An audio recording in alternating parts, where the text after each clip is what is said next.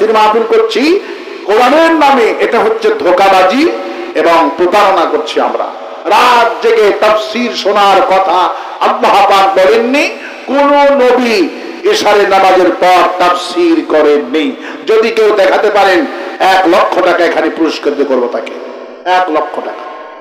একটা হাদিস নেই, একটা হাদিস নেই। আল্লাহ বলছেন রাতকে বানিয়েছি ঘুমানোর জন্য। রাসূল সাল্লাল্লাহু আলাইহি ওয়াসাল্লাম, আবু হুরায়রা বলেছেন রাসূল সাল্লাল্লাহু আলাইহি ওয়াসাল্লাম মাগরিবের পর খেতেন আর ইশারের পর শোতেন। রাসূল কোন প্রশ্নের উত্তর ইশারের নামাজের পর দিতেন না। ওয়াস্ত করা দূরের কথা, একটা প্রশ্নের জবাব রাসূল দিতেন না। আর আমরা রাতে তাফসীর করছি, 1টা বাজছে, 2টা বাজছে, কোন রাত নোয়াখালী, তারপর আপনার ভন্ড এলাকায় চিটাগাং, তারপরে আপনার গেলাম ময়মনসিংহ মুক্তাগাছা, আপনার সেই জামালপুরে গেলাম। ফজর পর্যন্ত মাহফিল চলে, 3টা পর্যন্ত মাহফিল চলে। গভীর রাতে তাফসীর মাহফিলে কোনো বরকত হয় না। এই জন্যই লোকেরা আমাকে বলে হুজুর এত তাফসীর মাহফিল হয়, বরকত হয় না কেন? বরকত কেন হবে? আমরা তো অবরকতি কাজ করতেছি। আসসালামু আলাইকুম ওয়া রাহমাতুল্লাহ। নাহমাদুহু ওয়া নাস্তাঈনুহু ওয়া নাস্তাগফিরুহু ওয়া নাউযু বিল্লাহি মিন শুরুরি আনফুসিনা ওয়া মিন সাইয়্যাতি আ'মালিনা মান ইয়াহদিহিল্লাহু ফালা মুদিল্লা লাহু ওয়া মান يضلله فلا هادي له ونشهد أن لا إله إلا الله وحده لا شريك له ونشهد أن سيدنا وحبيبنا ومولانا محمدا عبده ورسوله الذي أرسله بالحق بشيرا ونذيرا وداعيا إلى الله بإذنه وسراجا منيرا فقد قال الله تعالى في كلامه المجيد وفرقانه الحميد. أعوذ بالله من الشيطان الرجيم. بسم الله الرحمن الرحيم. إن الله وملائكته يصلون على النبي يا أيها الذين آمنوا صلوا عليه وسلموا تسليما. اللهم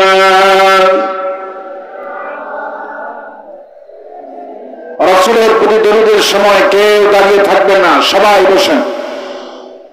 কেউ দাবি করবেন না। নবীর প্রতি দরুদ পড়ার সময় সবাই বসে পড়ুন আর পিছনের আওয়াজটা বের হন। অথবা মনিটরগুলি সব দেন, দেখি আপনার মনিটর কেমন। প্রাণ খুলে পড়েন আল্লাহুম্মা। চলবে مولانا محمد وعلى آله أرجو بلغ العلا بكماله كشف الدجى بجماله حسنة جميعا خصاله صلوا عليه. ایک ہری مراج تھی تو لوہا قلم تقا پہنچا और मेरा ज़हन कि मैं तेरे कदम तक पहुंचा बलगल उला। रिवाब की बात दान इसी तो बुझें ना। हसनतो जमीआ खसालिही सल्लु अलैहि। मछीना जाने में बतुहा गुज़र कुन जहुआ अलम मोहम्मद राम खबर कुन बलगल उला। कशाफ दुजा बिजमालिही हसीनतो जमीआ खसालिही सल्लु अलैहि। अल्लाहुम्मा आमीन। रब्बना ज़लमना अनफुसना व इन लम तग़फिर लना व तरहमना लनकुनन्ना मिनल खासिरिन। आय अल्लाह ताआला बड़ भक्ति যুব সমাজের উদ্যোগে तफसीर महफिल থেকে দুরূদ সালাম পেয়ে তোমার দরবারে হাত তুলেছি। দুরূদ সালাম যখন সোনার মদিনায় নবী পাকের রওজা মুবারকে পৌঁছায় দাও। तमाम পৃথিবীর মাটির নিচে যত মুমিন মুমিনাত ঈমান নিয়ে কবরে চলে গেল, কোন হালতে আছে জানি না, কবরগুলি জান্নাতের বাগান বানায়া দিও। বিশেষ করে খালি যারা আমিন আমিন বলছে, এদের মধ্য থেকে আব্বা জান যারা হারালো, আম্মা জান যারা হারালো, আব্বা আম্মার কবরগুলি বেহেশতের বাগান বানায়া দিও রব্বুল আলামিন। এমন সময় তোমার মজলুম কোরআনটা আমি তোমার কাছে হাত তুলেছি, যখন কোরআনকে দুনিয়া থেকে উৎখাতের জন্য কাফিরগুলি ঐক্যবদ্ধ হয়েছে, আমরা মুসলমানগুলি ঐক্যবদ্ধ হতে পারলাম না। এই মাহফিল আয়োজন যারা করলেন আর শোনার জন্য যারা এখানে দূর দরাজ থেকে এখানে জমায়েত হলাম, আর বক্তা শ্রোতা যত মানুষগুলি আজকে হাত তুলেছে, কঠিন ক্লান্তির দিনে একটা সওয়াব দিতেই যেই দিন কেউ রাজি হবে না, ওই কঠিন মাসের দিনে আমাদের মাহফিল সকলের জন্য নাজাতের ওসিলা বানায় দাও আল্লাহ। ইয়া রব করম তু আগর করে ও বাত দে जुबा को जो दिल पर असर करे। रब्बना तक़ब्बल मिन्ना इन्नका अंतस समीउल अलीम व तुब अलैना इन्नका अंतत तव्वाबुर रहीम। सुब्हान रब्बिका रब्बिल इज्जति अम्मा यसिफून व सलामुन अलल मुरसलीन वल्हम्दुलिल्लाहि रब्बिल आलमीन। कुछ जिक्र करें ला इलाहा जो ला इलाहा। আরেকটু ভালো করে, আরেকটু আওয়াজ দাও। লা ইলাহা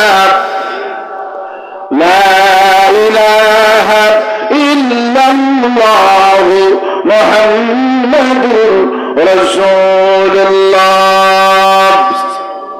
প্রাণ খুলে শুকর আদায় করছি সেই মহান আল্লাহ রব্বুল ইজ্জাতুল জালালের দরবারে, লাখো কোটি শুকর আদায় করছি যিনি দয়া করে মেহেরবানি করে আমাদেরকে প্রচন্ড ঠান্ডাকে উপেক্ষা করে কোরআন কারীম শোনার তৌফিক এনায়েত করেছেন।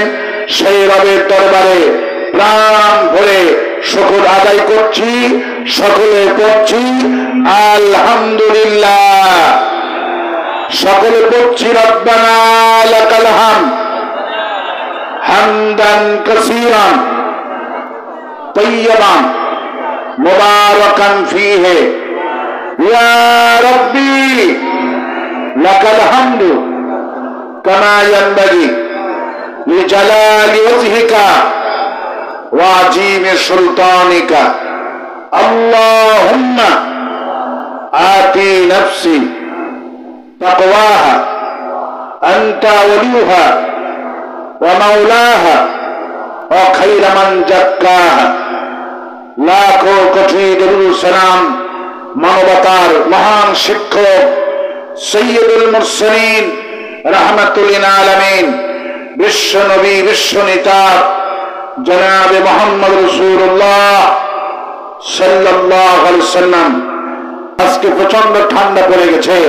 নবী করিম সাল্লাল্লাহু আলাইহি ওয়াসাল্লাম বলেছেন, মান সাল্লা দাখালাল বারদাইন, যে তুমি ঠান্ডার নামাজ আদায় করবে আল্লাহ পাক তাকে দাখালাল জান্নাহ, জান্নাতে প্রবেশ করায় দিবেন। নবী করিম সাল্লাল্লাহু আলাইহি ওয়াসাল্লাম ঠান্ডা সম্পর্কে শীত সম্পর্কে বলেছেন অনেক হাদিস রয়েছে। আমি যদি শুধু শীত নিয়ে আলোচনা করি রাত শেষ হয়ে যাবে। সুবহানাল্লাহ। নবী করিম সাল্লাল্লাহু আলাইহি ওয়াসাল্লাম বলেছেন মুমিনদের জন্য শীতকাল হলো বসন্তের কাল, কারণ মুমিন বান্দারা শীতকালে আল্লাহ পাককে ডাকে বেশি, মজা লাগে বেশি। সুবহানাল্লাহ। কারণ শীতকালে রাত হলো বড়, দিন হলো ছোট। দিনে রোজা রাখাও অনেক সুন্দর, আর রাত অনেক আল্লাহর সাথে প্রেম করার সময় পাওয়া যায়। তাহলে সুবহানাল্লাহ বলবেন না?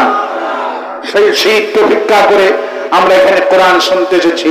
এই ঠান্ডা যিনি দিয়েছেন তার নাম কি?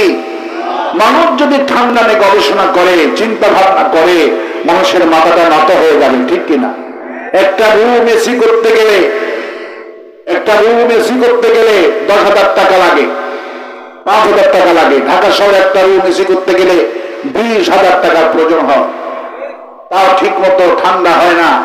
আর গোটা পৃথিবী দিন ঠান্ডা করে দিয়েছেন। কত বড় এসি প্ল্যান আমার আল্লাহর! আল্লাহু আকবার। গোটা বিশ্ব ঠান্ডা করে দিয়েছেন, এমন কোন জায়গা নাই। গোটা আকাশ আর জমিন ঠান্ডা করে দিয়েছেন। নবী করিম সাল্লাল্লাহু আলাইহি ওয়াসাল্লাম বলছেন এই ঠান্ডা যে এসেছেন এটা এসেছেন জাহান্নাম থেকে। কোথা থেকে এসেছেন? জাহান্নাম থেকে এসেছেন। জাহান্নামের একটা কোনায় জাহান্নাম খেয়ে ফেলা যাচ্ছে। তখন জাহান্নাম বলছে, আল্লাহর পালামি আমাকে আমার অংশ যেন কে যেন খেয়ে ফেলে দিচ্ছে, সাদা হওয়া শুরু করে দিয়েছেন।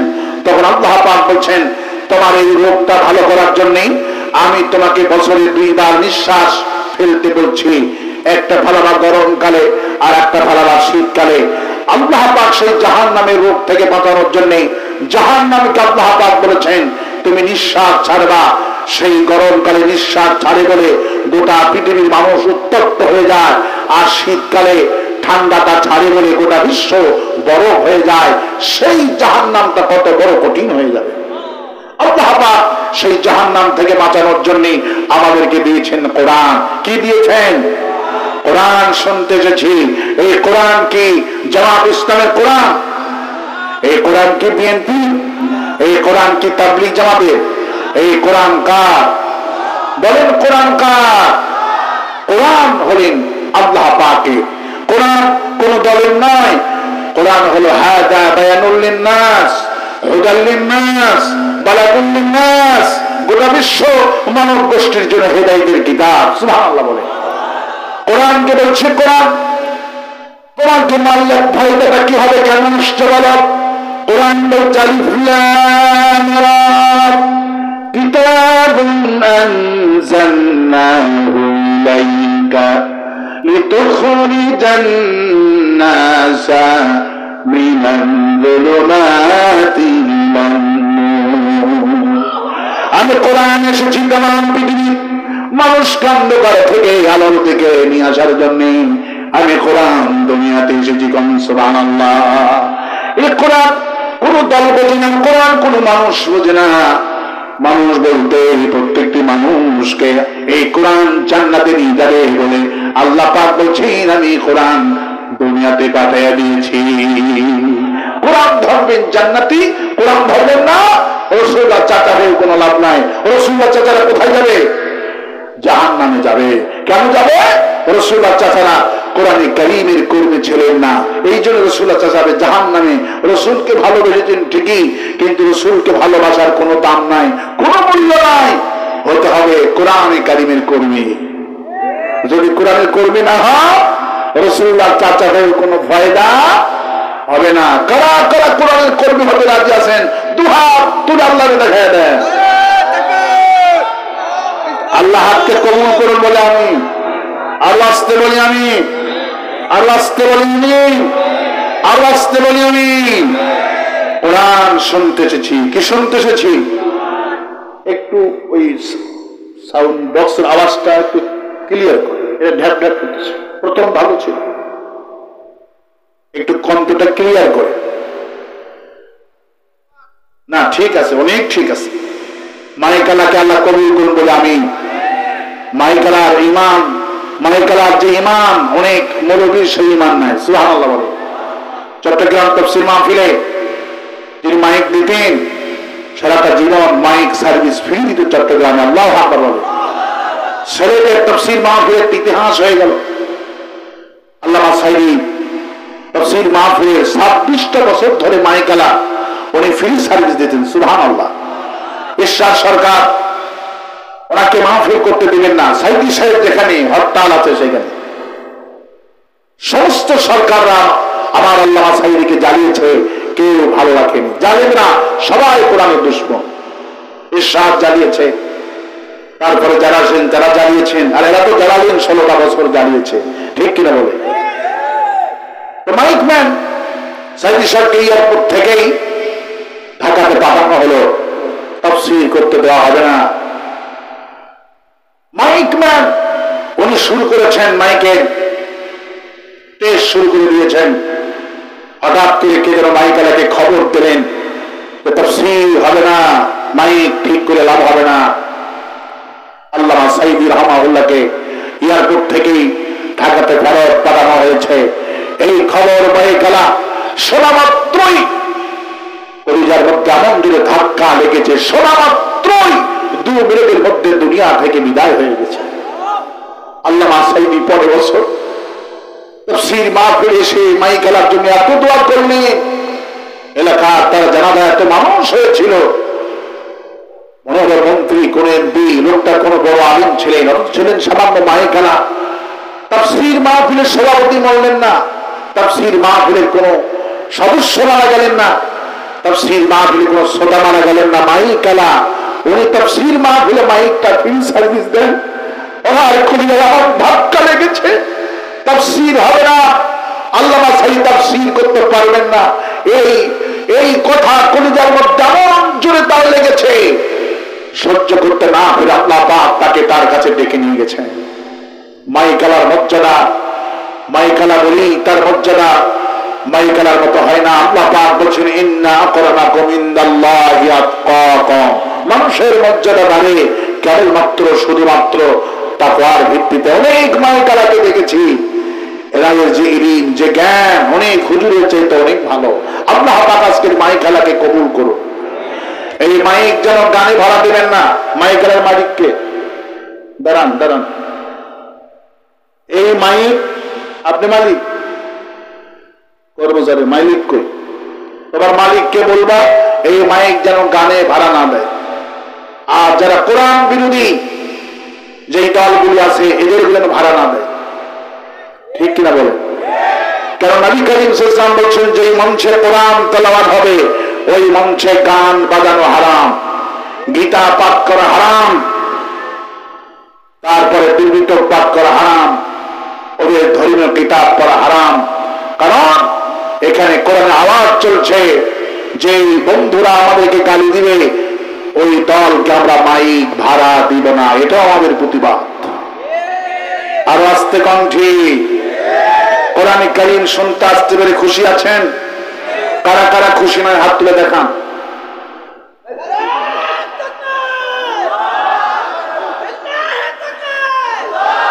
আরে আগে বোঝেন আমি কি বলেছি, আমি কি বলেছি? খুশি নাই কারা কারা? তাকবীর শুরু হয়ে গেছে। আমি বলেছি খুশি নাই কারা কারা। আগে বুঝতে হবে, আল্লাহ আগে বুঝতে বলেছেন। কি বুঝতে হয়েছে? বুঝতে বলেছে, এটা হয়তো বুঝতে পারেন, হাত তুলেছে।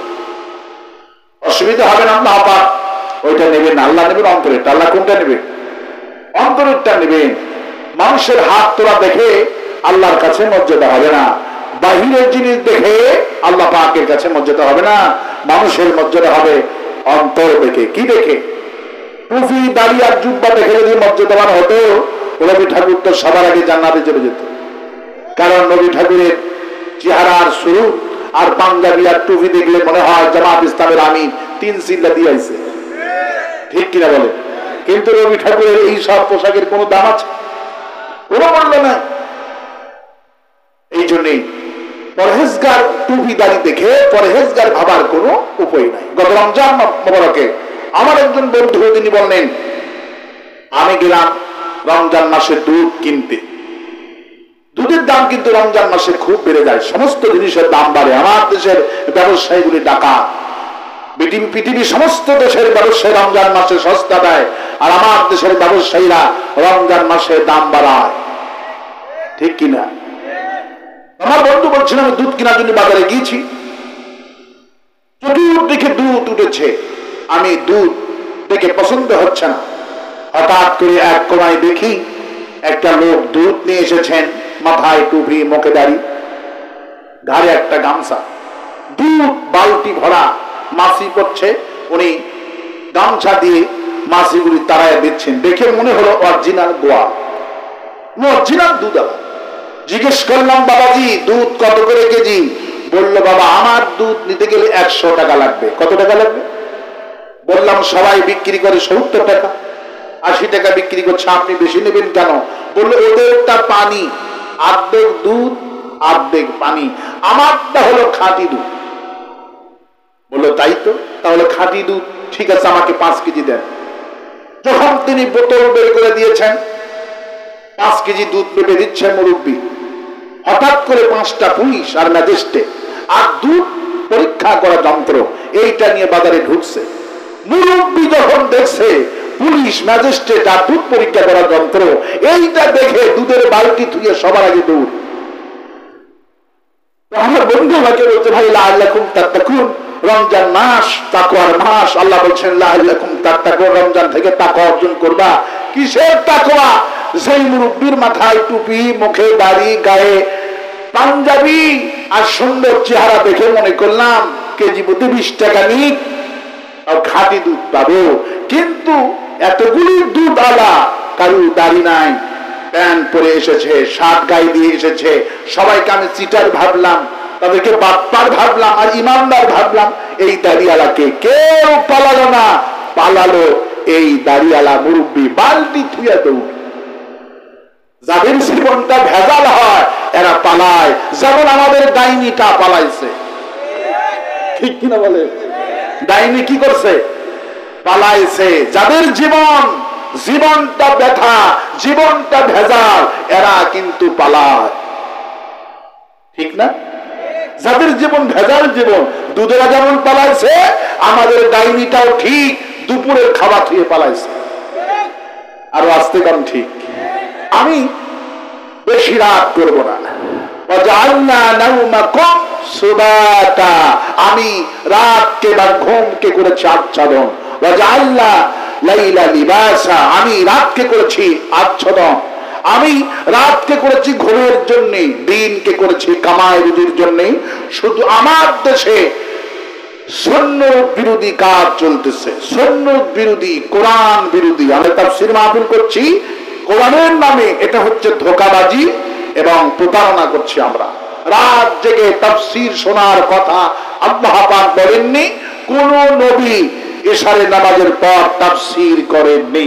যদি কেউ দেখাতে পারেন 1 লক্ষ টাকা এখানে পুরস্কৃত করবো তাকে, 1 লক্ষ টাকা। একটা হাদিস নেই, একটা হাদিস নেই। আল্লাহ বলছেন রাতকে বানিয়েছি ঘুমানোর জন্য। রাসূল সাল্লাল্লাহু আলাইহি ওয়াসাল্লাম, আবু হুরায়রা বলেছেন, রাসূল সাল্লাল্লাহু মাগরিবের পর খেতেন আর ইশারের পর শোতেন। রাসূল কোন প্রশ্নের উত্তর ইশারের নামাজের পর দিতেন না। ওয়াজ করা দূরের কথা, একটা প্রশ্নের জবাব রাসূল দিতেন না। আর আমরা রাতে তাফসীর করছি, 1টা বাজছে, 2টা বাজছে, কোন রাত নোয়াখালী, তারপর আপনার ভন্ড এলাকায় চিটাগাং, তারপরে আপনার গেলাম ময়মনসিংহ, মুক্তাগাছা, আপনার সেই জামালপুরে গেলাম। ফজর পর্যন্ত মাহফিল চলে, 3টা পর্যন্ত মাহফিল চলে। গভীর রাতে তাফসীর মাহফিলে কোনো বরকত হয় না। এই জন্যই লোকেরা আমাকে বলে, হুজুর এত তাফসীর মাহফিল হয়, বরকত হয় না কেন? বরকত কেন হবে? আমরা তো অবরকতি কাজ করতেছি। তাফসীর মাহফিল নবীরা দিনে দাওয়াত দিয়েছেন, কোন নবী রাতে তাফসীর করেননি।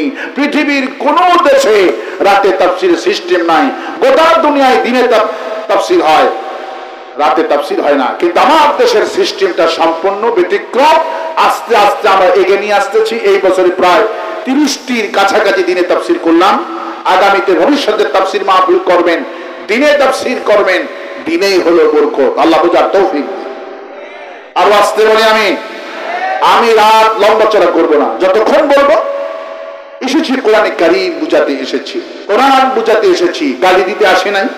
আওয়ামী লীগ ভাইরা আছেন, তারা হয়তো মনে মনে ভাববেন যে 5 তারিখের পর থেকে হুজুরগুলি যে বাঁশগুলো দিচ্ছে, এই হুজুর না দিলে আর কোনো বাঁশ দেয়। আমরা আওয়ামী লীগদের বলবো, আপনাদের বাঁশ আমার ব্যক্তিগত ভাবে কিছুই হবে না। যদি কোরআন হাদিসে কিছু পড়ে যায়, ওটা দয়া করে শুনবেন এবং বোঝার চেষ্টা করবেন। ব্যক্তিগত আক্রমণ মুসলমানের নাই। সুবহানাল্লাহ। আপনারা 16 বছরে গালি দিয়েছেন, আমি 16 সেকেন্ড গালি দিব না। আমার নাম মুসলমান। সুবহানাল্লাহ। 16 বছরে গালি দিয়েছেন, 16 সেকেন্ড গালি দিব না। আমি এসেছি কোরআন বুঝাতে।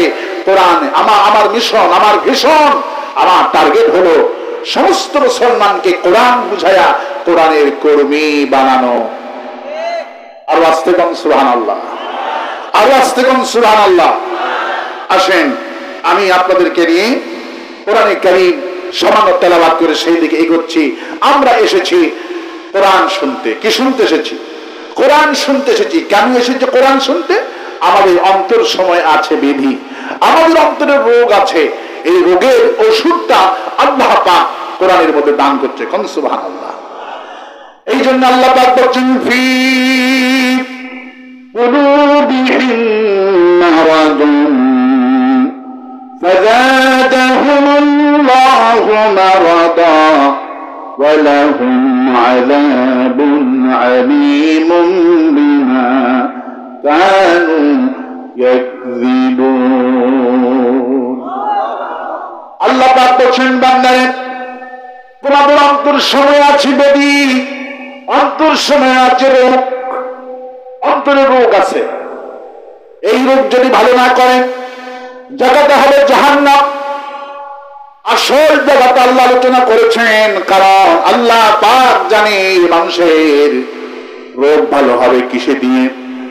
আপনি হার্টের রোগের রোগী, কিডনি রোগের আক্রান্ত রোগী, ক্যান্সার হয়ে গেছে, আপনার অনেকগুলি রোগ হয়ে গেছে, বসে থাকেন না ডাক্তারের কাছে যান। যখন ক্যান্সারের কথা ডাক্তার সাহেব বলল, বাড়িতে এসে খাওয়া দাওয়া বন্ধ হয়ে যায়, আত্মীয় স্বজন চিন্তায় পড়ে যায়, কোথায় ভালো ডাক্তার পাওয়া যাবে। ভারতে যায় যাদের টাকা পয়সা বেশি, তারা উন্নত দেশে চলে যায়। ক্যান্সার ভালো করার জন্য মানুষ পাগল হয়ে ঘুরে, পেশাবটা ভালো করার জন্য পাগল হয়ে ঘুরে যায়। কারণ ক্যান্সার যিনি দিয়েছেন, রোগের ওষুধ তিনি দান করেছেন। আল্লাহ পাক মানুষকে বুঝাচ্ছেন, বান্দা আমি আগেই জাহান্নাম দিব না, আগে আমি তোমাদের বুঝাচ্ছি। কোন সুবহানাল্লাহ। আল্লাহ কি মানুষকে জাহান্নাম দিবেন আমার ভাইরা? আল্লাহ পাক মানুষকে বুঝাচ্ছেন, বান্দারে তোমার ক্যান্সার আক্রান্ত হয়ে গেছে, ক্যান্সার যদি আক্রান্ত হয়ে মরে যাও, জায়গাটা জাহান্নাম হবে না। তুমি যদি ডায়াবেটিস আক্রান্ত হয়ে মরে যাও, জায়গাটা জাহান্নাম হবে না।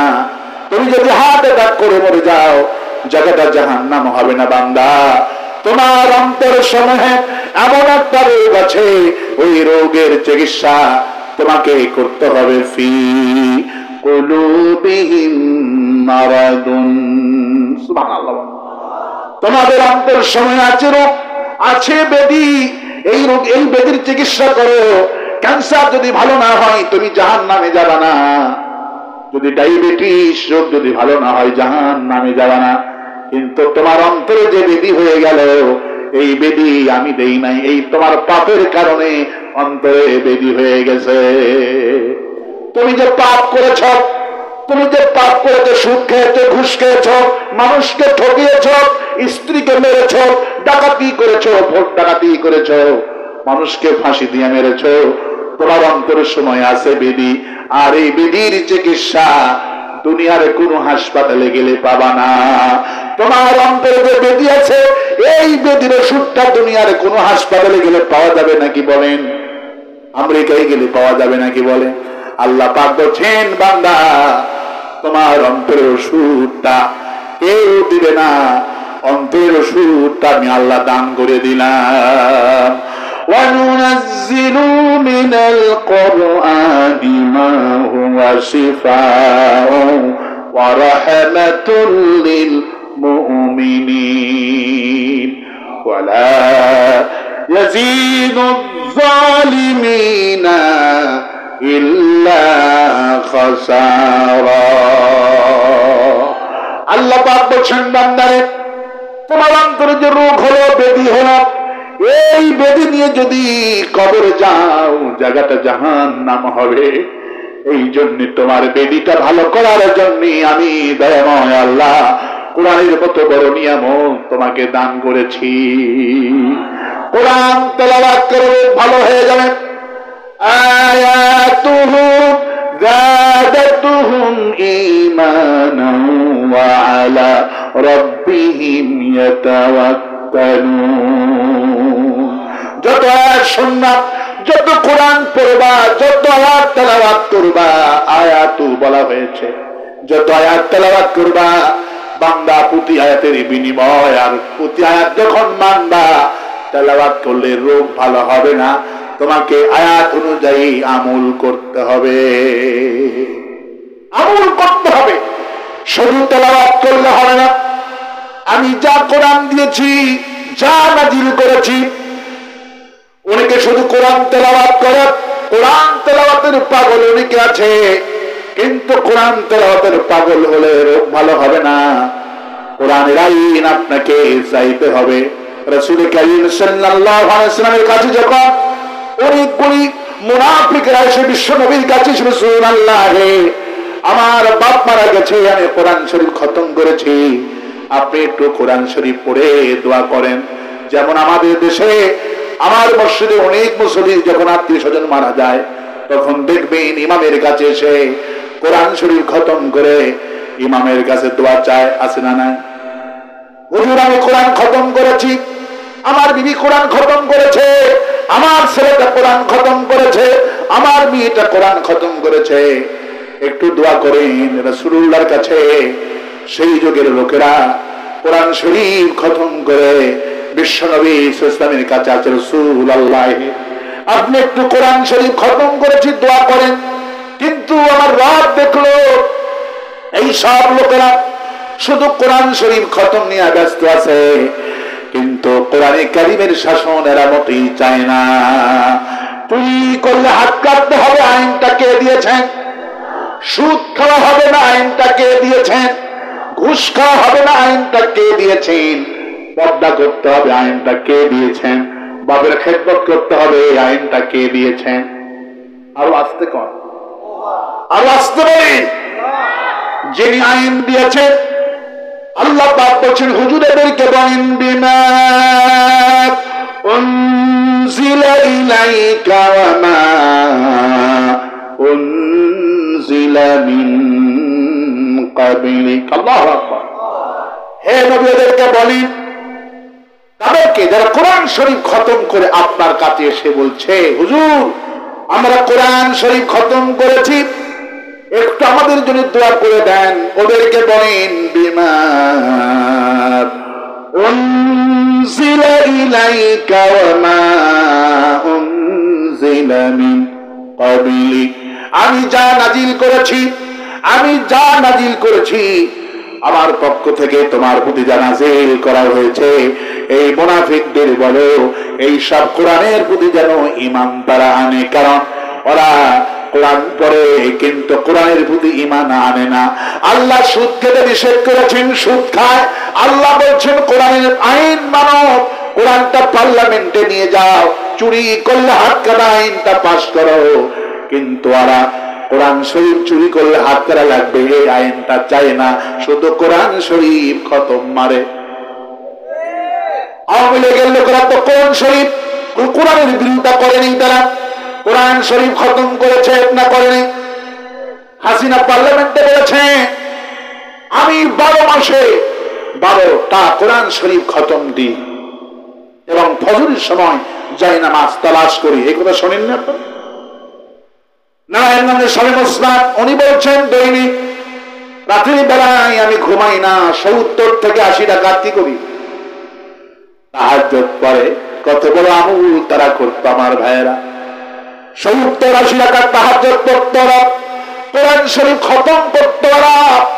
আওয়ামী লীগের আমাদের মধ্যে পার্থক্য খানা হলো একটা, ওরা কোরআন শরীফ খতম করে কিন্তু কোরআনের আইন চালু হোক এটা চায় না।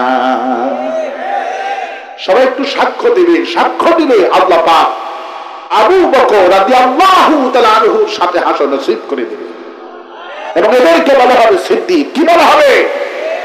সত্যের সাক্ষ্য দেবে। আওয়ামী লীগ কোরআন পড়ে, কোরআন পড়ে, কোরআন দিয়ে নামাজ পড়ে, কোরআন দিয়ে হজ করে, কোরআন দিয়ে কোরআনের মাহফিলে অতিথি ওরা ছিল, 16টা বছর অতিথি ছিল। বিএনপি জামাত ইসলামী লোকদের একটা নাম পোস্টালে দিতে দেয়নি। ওরা মসজিদের সভাপতি, মাদ্রাসার সভাপতি, বাধ্যতামূলক সব জায়গার সভাপতি ওনারা কোরআন শরীফ দান করে, হাফেজ সাহেবদের মাথায় পাগড়িও দান করে, টুপিও দান করে। ওরা হাফেজদের মাদ্রাসায় চাউল দেয়, গরু দেয়, ছাগল দেয়, হাফেজদেরকে খাওয়ায়, এতিমখানা বানায়, মসজিদটাও বানায়। পার্থক্য হলো বিমা উনজিলা ইলাইকা ওয়া মা উনজিলা মিন ক্বাবলিক। হে নবী, এদেরকে বলেন আমি যে নাজিল করেছি কোরআন, এই কোরআনের প্রতি তোমাদের ঈমান আনতে হবে, বিশ্বাস করতে হবে।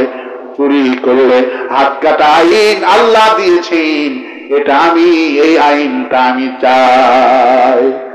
চুরি করা হাত কাটা আইনটা শুধু জামাত ইসলামের একক দায়িত্ব নাই, দায়িত্ব আওয়ামী লীগের। কথা বলে চুরি করলে হাত কাটা লাগবে, কোরআনটা সংসদে নিয়ে যাওয়া লাগবে, এই দায়িত্ব শুধু জামাত ইসলামের নাকি? এই দায়িত্ব বিএনপির, এই দায়িত্ব তাবলীগের, এই দায়িত্ব মামুনুল হকের, এই দায়িত্ব চরবরের পীরের। এই কোরআনটা কোন জামাত ইসলামের কোরআন নয়, কোরআনটা বিএনপির কোরআন নয়। কোরআনটা হলো হাদা বায়ানুল লিন্নাস হুদাল লিন্নাস বালাগুল লিন্নাস। গোটা বিশ্ববাসীর জন্য আল্লাহ পাক এই কোরআনে কারীম নাজিল করে দিয়ে দিলেন। সেই আল্লাহ পাক বলছেন, বান্দারে কোরআন শরীফ খতম করো যেভাবে, কোরআনে কারীমের শাসনটা তোমরা কেন চাও না? আওয়ামী লীগের সঙ্গে আমাদের পার্থক্যটা হলো এই, ওরা কোরআন শরীফ খতম করে ঠিকই কিন্তু কোরআন দিয়া সমাজ চলুক, রাষ্ট্র চলুক এটা চায় না। কোরআনের শাসন যারা চায় তাদেরকে ফাঁসি দিয়া হত্যা করে। কোরআনের শাসন যেই দল চালক, এই দলটাকে ওরা 1 তারিখে রাষ্ট্রীয়ভাবে আইন পাশ করলো, এরা হলো জঙ্গি, এদেরকে নিষিদ্ধ করা হোক। জামাত ইসলামীকে 1 তারিখে 1 আগস্টে ওরা ব্যান করে দিল। না মিথ্যা কথা বলছি? মিথ্যা কথা বলছি? এখন সত্য কথা বললে যদি আওয়ামী লীগের ভাইয়েরা ভাবেন হুজুর একটা ছিল রাজনীতি করে গেল, ভাইয়েরা আমরা মিথ্যা বলি না। আপনাদের নেতারা, আওয়ামী লীগের নেতারা এত মিথ্যা বলেছে, আমার আল্লামা সাইদি রহমাতুল্লাহের নামে 1000 পৃষ্ঠা মিথ্যা বই লিখেছে, সাক্ষী রাখা হয়েছে। আমার জামাত ইসলামের লোকেরা কোনদিন মিথ্যা কথা কেউ বলে না। আমরা তাফসীর মাহফিলে আওয়ামী লীগের বিরুদ্ধে মিথ্যা বানোয়াটি গল্প করি না। ওনারা যেটা করেছে 2-1টা কথা বললে কলিজার মধ্যে সহ্য হয় না। তোমরা তো 16টা বছর আমাদেরকে জানালাম, মিথ্যা মিথ্যা সাক্ষী জোগাড় করলাম, মিথ্যা ভাবে ফাঁসিতে মারলাম। আমার ভাইয়েরা, আমার বন্ধুরা, আমাদের অ্যাডভোকেট বলেছেন, তাজুল ইসলাম বলছেন, সত্য সাক্ষীর ভিত্তিতে যদি রায় ঘোষণা করা হয় তাহলে আমাদের ডাইনি আফার 1000 বার ফাঁসি হবে। কতবার ফাঁসি হবে? 1000 বার ফাঁসি হবে। আমার বন্ধুগণ, আমার ভাইয়েরা, ওরা কোরআন শরীফ পড়ল, আওয়ামী লীগ কোরআন শরীফ যেইভাবে তেলাওয়াত করলো, যেইভাবে পড়ল, ওরা যদি এইভাবে কোরআনটা বুঝতো, কোরআনে কারীমের পাখিটা যার কণ্ঠে গোটা পৃথিবীর মানুষ কোরআনের তাফসীর শুনে পাগল হয়ে গেল, ওই কোরআন কারীমের পাখিটা এই প্রচন্ড ঠান্ডার ভিতরে জেলখানায় 13টা বছর কাটাতো না। আমার ভাইয়ের আল্লাহ পাক সেই জন্য বলছেন নবী এদেরকে বলেন ফি কুলুবিহিম মারাদুন, তোমাদের অন্তর সময় আছে বেবি, তোমাদের অন্তর সময় আছে রোগ, আর এই রোগ ভালো করার জন্য আমি আল্লাহ কোরআন শরীফ নাজিল করে দিয়েছি। শুধু কোরআন দিয়ে নামাজ পড়লে রোগ ভালো হবে না, কোরআন দিয়ে হজ করলে রোগ ভালো হবে না, কোরআনের শাসন তোমাদেরকে যেতে হবে। আওয়ামী লীগের সাথে আমাদের আদর্শ একটা জায়গাতেই দিবা, সেটি হলো ওরা কোরআন পড়ে, কোরআনের শাসন চায় না। আর রাসূলুল্লাহ বলছেন যারা জান্নাতি হবে, যারা খাঁটি মুমিন বান্দা হবে, وَنُنَزِّلُ مِنَ الْقُرْآنِ مَا هُوَ شِفَاءٌ وَرَحْمَةٌ لِلْمُؤْمِنِينَ। যারা মুমিন বান্দা হবে এরা কোরআনকে বিশ্বাস সহকারে, কোরআনটা বিশ্বাস সহকারে ওরা বিশ্বাস করে এখানে যা আছে সব আল্লাহর কথা, ওরা তেলাওয়াত করে যেমন, আর কোরআনে যা আছে এই ব্যাপারে আইন মানতে চাই তেমন। চুরি করলে হাত কাটতে হবে কার আইন? আইনটা আল্লাহ দিয়েছেন, সেই আইনটা জামাত ইসলামী লোকেরা চায়। কোরআন শুধু পড়ে না, কোরআনের শাসনটাও চায়। রাসূলুল্লাহ বলেছেন কোরআন যারা পড়ে, কোরআনের শাসন যারা চায়, এই যে দৃষ্টান্ত দিতে গিয়ে রাসূলুল্লাহ বললেন এরা হলো লেবুর মতো। কিসের মতো? লেবুর মতো। লেবুর ঘ্রাণটাও সুন্দর, লেবু খাইতেও মজা, মানে হলো খাঁটি মুমিন। মুমিনের কোয়ালিটি হলো লেবুর মতো, লেবু খাইতেও মজা, লেবুর ঘ্রাণটাও সুন্দর। আর মুনাফিকের কথা বিশ্বনবী বললেন মুনাফিকরা হলো কোরআন শরীফ শুরু তেলাওয়াত করবে কিন্তু কোরআনের শাসনটা চালু হোক এটা চাবে না। রাসূলুল্লাহ বললেন এদের দৃষ্টান্ত হলো মাকাল ফল। কি ফল? মাকাল ফল। মাকাল ফল দেখতে খুবই সুন্দর কিন্তু ভেতরে কালো দুর্গন্ধ, কেউ খেতে পারবে না। মুনাফিকেরা কোরআন তেলাওয়াত করবে, সুন্দর চেহারা হবে কিন্তু কোরআনের শাসন চাবে না, এরা হলো মুনাফিক। আল্লাহ বলছেন মাথায় টুপি থাকুক, এরা হজ করুক, যাকাত দিক, এদের অন্তরে রূপ ভালো হবে না। কেন ভালো হবে না? ওয়ালা ইয়াজিদুল যালিমিনা ইল্লা খাসারা। যারা জুলুমবাজ, যারা জালিম, এই জালিমদের অন্তরে যে রোগ হলো, ব্যাধি হলো, এই ব্যাধি জালিমদের ভালো হবে না। আওয়ামী লীগরা ছিল কোরআন বিরোধী আর তারা ছিল বড় জালিম। ওরা আমাদের প্রতি জুলুম করেছে। কি করেছে? ওরা জুলুম করেছে। قال رسول الله صلى الله عليه وسلم فإن الظلم ظلمة يوم القيامة। রাসূলুল্লাহ বললেন জুলুম অন্ধকার মানুষকে ঢেকে ফেলে দেয়। জুলুম করলে কাউকে যদি মিথ্যা অপবাদ দেন, রাসূলুল্লাহ বললেন ওই মিথ্যা অপবাদটা আপনার উপরে আসবে, তারপরে মৃত্যুবরণ করতে হবে। আমার সাইদি হুজুরকে যখন রাজাকার বানালো, আমার সাইদি হুজুর রাজাকার নয়, সাক্ষী আছে আল্লাহ। আল্লাহু আকবার বলেন। আমার আল্লামা সাইদি রাজাকার নয়, উনি ধর্ষণকারী নয়। সুখরঞ্জন বালি সাক্ষী দিয়েছেন উনি আল্লাহর ওলি, কিন্তু আওয়ামী লীগের বাচ্চারা ওনারা তাকে রাজাকার বানাইছে, ওনারা তাকে মিথ্যা অপবাদ দান করেছে। এই জন্য আল্লাহ পাক মৃত্যুর আগে, বিদায়ের আগে হাসিনারে রাজাকার বানায়া বিদায় করছে। ঢাকা বিশ্ববিদ্যালয়ের ছাত্ররা সবাই রাতের বেলা বলছেন তুমি কে আমি কে। আল্লাহ ভালো বলি গোটা দেশের মানুষ, গোটা দেশের মানুষ যুবকেরা রাজাকার হয়ে গেলেন। কারণ সাইদি হুজুর রাজাকার ছিলেন না।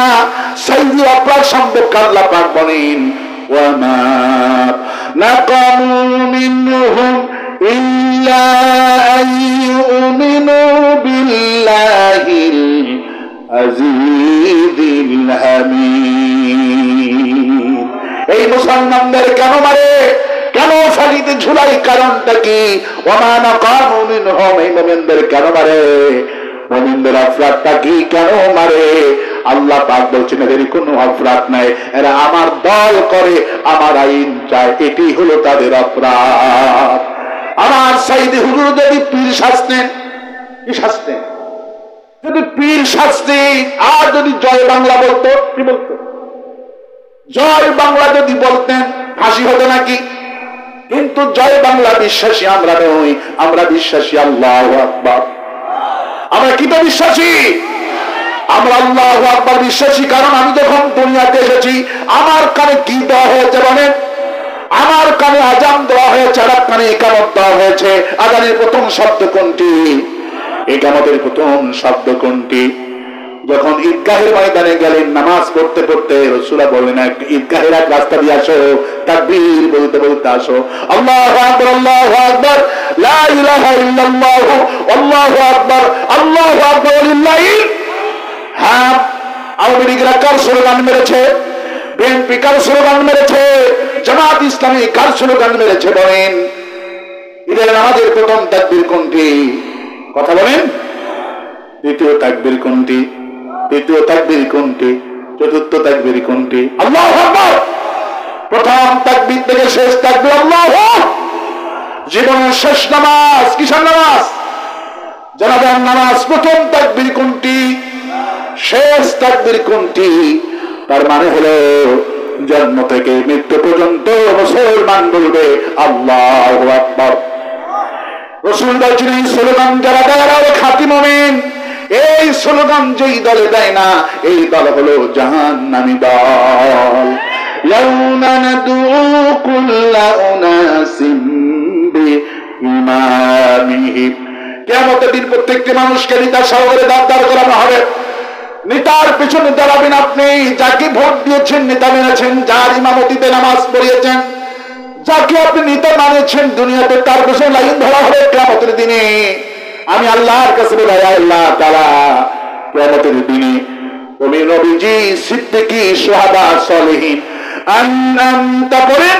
প্রতিদিন আমরা পড়ি সিরাতাল্লাযীনা আনআমতা আলাইহিম গায়রিল মাগদুবি আলাইহিম ওয়ালাদ-দাল্লিন। হায় আল্লাহ, মুস্তাকিম সিরাতুল মুস্তাকিমের রাস্তা আমাদেরকে দেখাও। আনআমতা আলাইহিম, যারা তোমার নিয়মবদ্ধ এদের রাস্তায় চলতে চায়। দাল্লিন, মাগদুবি, গায়রিল মাগদুবি আলাইহিম ওয়ালাদ-দাল্লিন। মাগদুব বলা হয় ইহুদিদেরকে, দাল্লিন বলা হয় খ্রিস্টানদেরকে।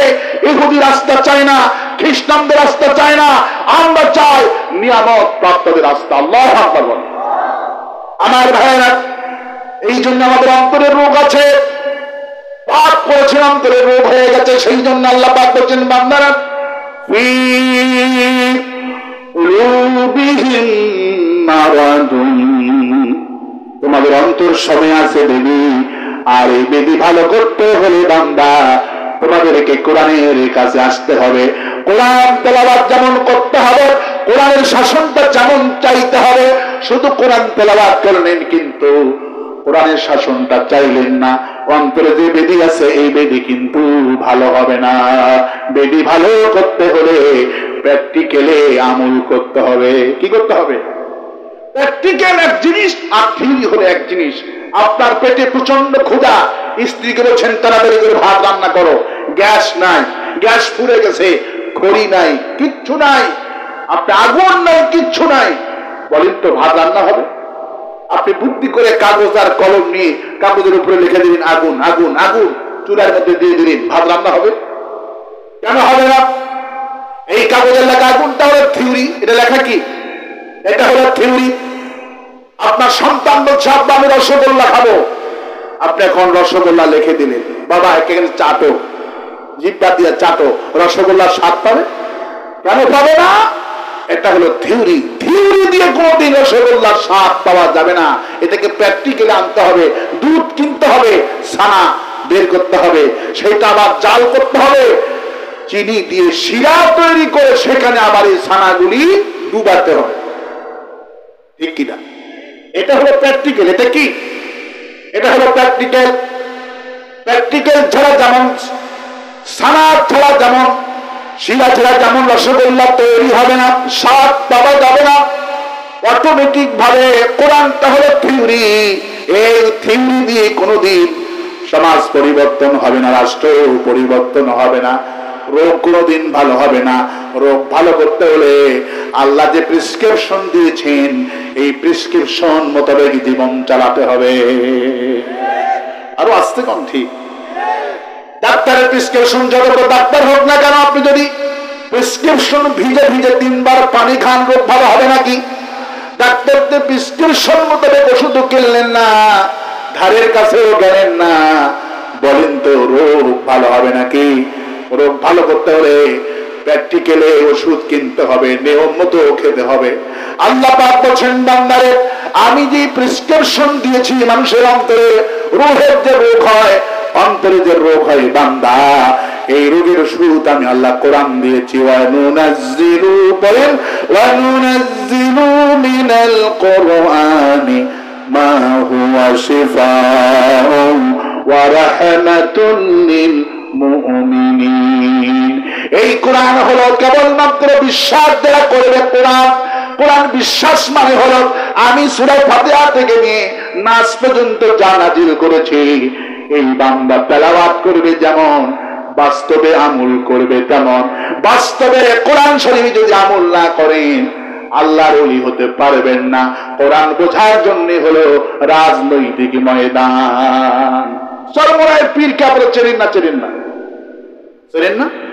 সরমরায়ের পীরের হাতে মুরিদ ছিল 190 জন এমপি এবং 8 জন মন্ত্রী। সরমরায়ের পীরের দরবারে গিয়ে তারা মুরিদ হয়েছেন। কিন্তু চরমনের পীর আল্লাহ বুঝালেন, অন্তরের রোগ যদি ভালো করতে চাও খানকায় বসে কোরআন পড়লে রোগ ভালো হবে না, শুধু মাহফিলে কোরআনটা শুনলে রোগ ভালো হবে না। আমি যে আয়াত যেখানের জন্য নাজিল করেছি ওই আয়াতটা ওই জায়গাতে আমল করতে হবে। যে আয়াতটা চোরের বিধান আমি নাজিল করেছি, চোরের বিধান পার্লামেন্টে লাগবে, এই বিষয়ে আমল করতে হবে। ওয়াশিরুহুন্না বিল মারুফ, বিবিকে মারা যাবে না, বিবিকে আপনি মারবেন না, মা বাবাকে সম্মান করবেন। আমি কোরআন যেখানে যেখানে নাজিল করেছি ওই জায়গাতে প্র্যাকটিক্যাল আমল করতে হবে। শুধু তেলাওয়াত করলে রোগ ভালো হবে না, প্র্যাকটিক্যালে আমল করতে হবে। প্র্যাকটিক্যাল আমল করতে হবে। প্র্যাকটিক্যালে আমল করতে গেলে আপনাকে মারবে। এই জন্য আল্লাহ পাক বলেছেন, বিমা উনজিলা ইলাইকা ওয়া মা উনজিলা মিন ক্বাবলিক। হে নবী, এরা যে কোরআন শরীফ শুধু খতম করছে, কোরআন শরীফ খতম করলে রোগ ভালো হবে না। আমি যে কোরআন শরীফ নাজিল করেছি এই কোরআনের প্রতি বিশ্বাস স্থাপন করতে হবে। কোরআন ঠিকই পড়ে, কিন্তু কোরআন দিয়ে বিচার ফাইচারা হোক উনি বিশ্বাস করেন না। ঈমান আছে না গেছে? ঈমান আছে না গেছে? কোরআন বোঝার জন্য রাজনৈতিক ময়দান। সেই চরমনের পীরের হাতে 190 জন এমপি মুরিদ, 8 জন মন্ত্রী মুরিদ। যখন উনি কোরআন দিয়ে সমাজটা পরিচালনা করার জন্য নির্বাচনে দাঁড়াইল, দুপুরের বেলায় ওই মুরিদরায় পাঞ্জাবির বোতাম ধরে লাকে একটা বক্সিং মেরে দিল। একিরা চরমনের পীরের নাক দিয়ে রক্ত বের হয়ে গেল। উনি কান্নাকাটি করে, হায় আল্লাহ, তারাই জালেমদের পতন না হওয়া পর্যন্ত ঘরে ফিরে যাব না। তার মানে বোঝা গেল কোরআনটা বোঝার জন্য ঘরের মধ্যে নয়, ঘরে কোরআন তেলাওয়াত করলে কেউ মারবে না। যখন কোরআনের শাসনটা চায়া রাস্তায় বের হবে তখনই মার শুরু হবে। আরো আস্তে কণ্ঠী, আরো আস্তে কণ্ঠী। এই জন্য কোরআন বোঝার জন্য রাজনৈতিক ময়দান। কিসের ময়দান? এই জন্য যারা আওয়ামী লীগের আমলে যারা কোরআন শরীফ যারা খতম করেছে এই সমস্ত হাফেজদের নামে মামলা হয়নি। যারা কোরআনের কারি ছিল কারিদের নামে মামলা হয়নি। কোরআন যারা পড়েছে, কোরআনের শাসন যারা চেয়েছে, এদেরকে ধরে ধরে ফাঁসি দিয়ে মারছে। আরো আস্তে কন ঠিক, আরো আস্তে কন ঠিক। এই জন্য কবি কি সুন্দর করে বলছেন, আমুল কি কিতাব থি দুআ কি किताब बना दिया, अमुल की किताब थी इतलाकी किताब बना दिया, समझने की किताब थी, पढ़ने का কিতাব বানা দিয়া।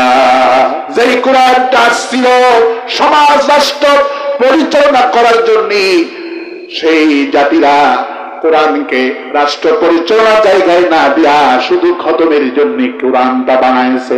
যেই লোকটা মরে গেলে কোরআন শরীফ খতম করে, হাফেজ সাহেবগুলি খাটনির চতুর্পাশে কোরআন শরীফ পড়ে পড়ে খতম করছে, এই লোকটা ছিল কোরআন বিরোধী। কোরআন বিরোধীর জন্য রাসূলুল্লাহ দোয়া করলেন, নবীর দোয়া কবুল করা হলো না।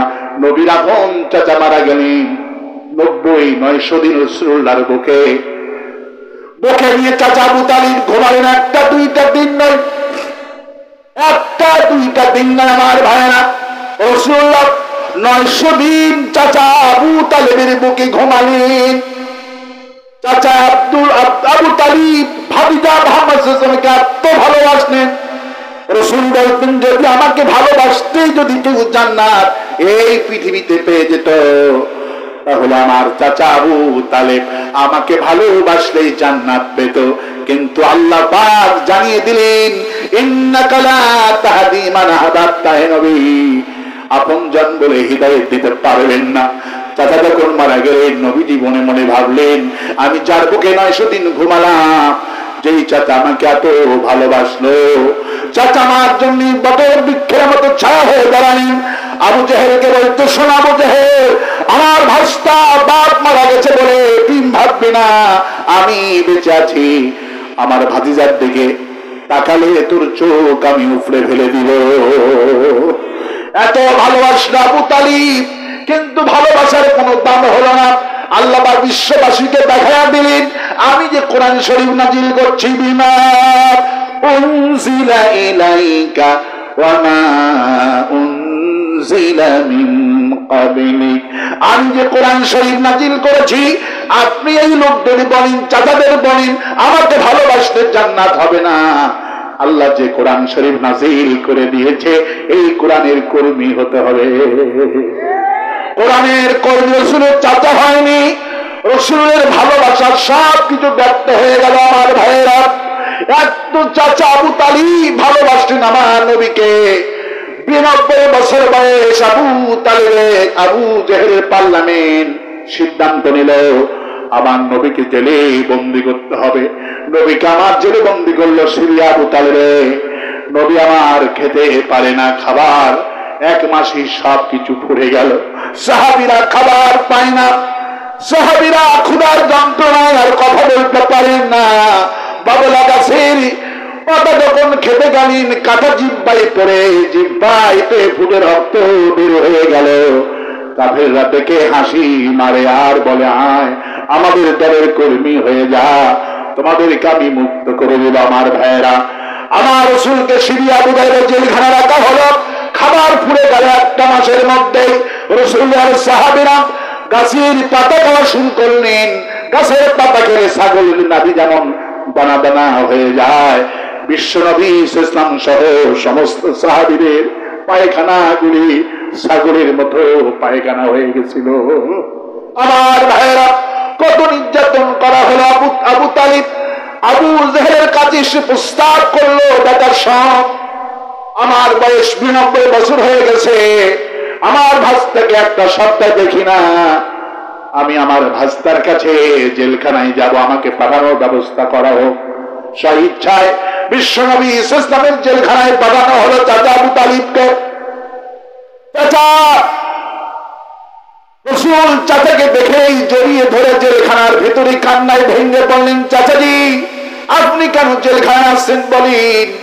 এরা চাচা বলে, ভাতিজা আমার বছর ৯০ বছর পার হয়ে গেল, আমি চোখে ভালো দেখতাম, তুমি যতদিন আমার বাড়িতে ছিলা আমি কানে ভালো শুনতাম, আমার খাবার রুচিটাও ছিল।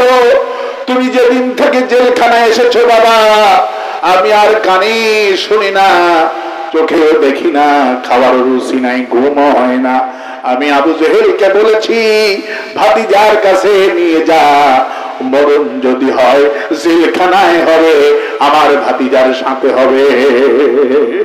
বাবা, তোমাকে দেখা মাত্রই আমার চোখের দৃষ্টি ফিরে গেল। আমি একটা সপ্তাহ কষ্ট পেয়েছি, কানে শুনতে পেতাম না। তোমার কথা এই কানে লাগার সঙ্গে সঙ্গে আমার কানের রোগ আল্লাহ ভালো করে দিছে। বাবা, তোমাকে দেখা মাত্র আমার চোখের দৃষ্টি ফিরে গেছে। বাবা, আমার আজ থেকে ঘুম হবে, খাওয়া লাগবে না। আমি শুধু তোমার কাছে থাকতে চাই। যে ইচ্ছাটা স্বইচ্ছাই জেলখানায় এত বড় আসলেন, বিদ্যা বলছে। আবু তালিবের স্ত্রী জিজ্ঞেস করলেন, আবু তালিব, রাতের বেলায় দিনের বেলায় যখন আমি আসি দেখি তোমার ভাতিজা মুহাম্মদ ইসলামকে বুকে নিয়ে ঘুমাও। তোমার ছেলে জাফরুদ্দিন, আবু তালিব, তোমার ছেলে আলী, এদেরকে কি বুকে নিতে তোমার মন চায় না? আপন জন্মদাতা পিতা হয়ে ছেলেদের বুকে নাও না। যখনই আসি তখনই দেখি তোমার ভাতিজা মুহাম্মদ রাসূলুল্লাহ সাল্লাল্লাহু আলাইহি সাল্লামকে বুকে নিয়ে ঘুমাও। এবার বললেন, স্ত্রী তুমি বুঝবে না, জাফরকে আমি জন্ম দিয়েছি, আলীকে আমি জন্ম দিয়েছি, আর আমার ছেলে, কিন্তু আমার ভাতিজার সঙ্গে তুলনা করো না। তোমার ছেলেদেরকে নিলে আমার রোগ ভালো হয় না, আমার কলিজা ঠান্ডা হয় না, আমি ওষুধ খাই না। আমার ভাতিজা মুহাম্মদ ইসলামকে বুকে নিলেই আমার ভালো ঘুম হয়, আমার কলিজা ঠান্ডা হয়ে যায়। আমার ভাইয়া চাচা যখন মারা গেলেন, হুজুর কবর পাড়ি গেলেন, নাহারে আমার চাচা আজকে মারা গেলেন, আমাকে কেউ মারতে দেয়নি, আমি দাওয়াতি কাজ করেছি কোরআনের, কেউ মারতে পারিনি। ওই বছরে খাদিজাও চলে গেলেন, চাচা আবু তালিব চলে গেলেন। ওই বছরে হুজুর বললেন, আমার শোকের বছর, বড় শোক এবং ক্লান্তির বছর। ওই বছর আমার ভাইয়েরা, আমার রাসূলুল্লাহ আশা করে চাচা আবু তালেবের কাছে গেলেন যে আল্লাহ আমার চাচাকে হয়তো মাফ করবে, ক্ষমা করে দিবে। চাচা আমাকে এত ভালোবাসতেন, বুকে নিলেন 900 দিন, জেলখানায় কাটালেন 2 বছর, কিন্তু আল্লাহ জানিয়ে দিলেন রাসূলুল্লাহ চাচার জন্য দোয়া করার প্রয়োজন হবে না, কারণ আপনার চাচা ছিল কোরআন বিরোধী। আমি যে আপনার প্রতি কোরআন নাযিল করেছি, বিমা উনজিলা ইলাইকা ওয়া মা উনজিলা মিন ক্বাবলিক, আমি যে কোরআন নাযিল করেছি আপনার চাচা এই কোরআনটা দিয়ে এই সমাজ রাষ্ট্র চলুক, চাচাটা চাই নাই। আর আপনি প্রধানমন্ত্রী হন, এটাও চাই নাই। আবু তালিব মার্কা হাজি আমার দেশে আছে না নাই? আজ করে তো আপ করে রাসূলের রওজার প্রতি গিয়ে সালাম জানায়, আসসালামু আলাইকা রাসূলুল্লাহ।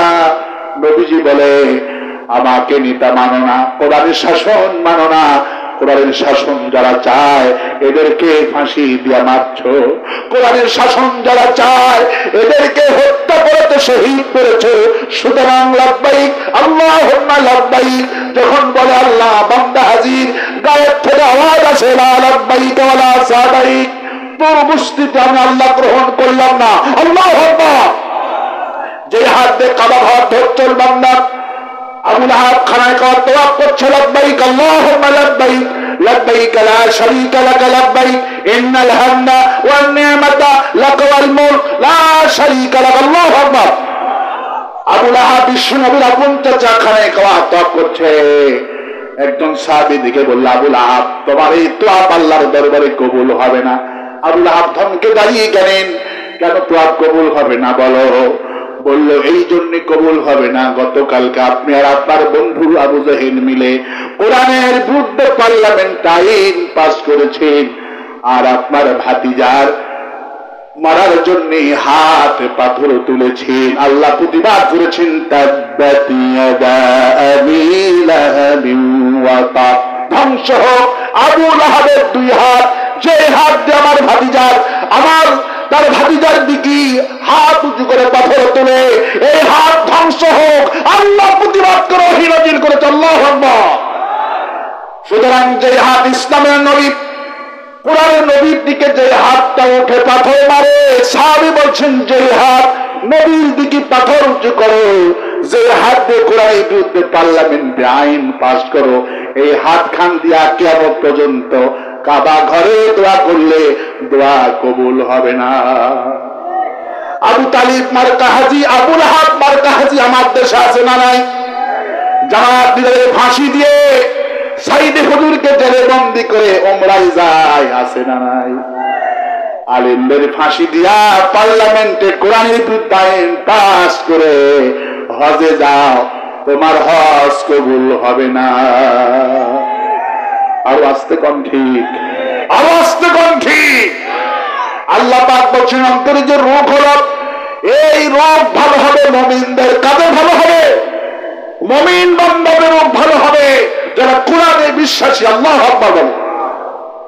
আল্লাহ বলে হুজুর এদেরকে বিশ্বাস করবেন না, হাবিব এদেরকে বিশ্বাস করবেন না, এরা হলো মুনাফিক। এরা কি? وَمِنَ النَّاسِ وَمِنَ النَّاسِ مَن يَقُولُ آمَنَّا بِاللَّهِ وَبِالْيَوْمِ الْآخِرِ وَمَا هُمْ بِمُؤْمِنِينَ। মাইকের আওয়াজটা বাড়াও না, এটা মাইক হইল, এটা ফসা মাইক নিয়ে আসছে। বারবার বললাম ভাই হরেন দিন, হরেন আছে? আছে হরেন, কোথায় আছে? এই তো, যখন মাইক থাকবে তখন টন টন করে উঠবে। কি উঠবে?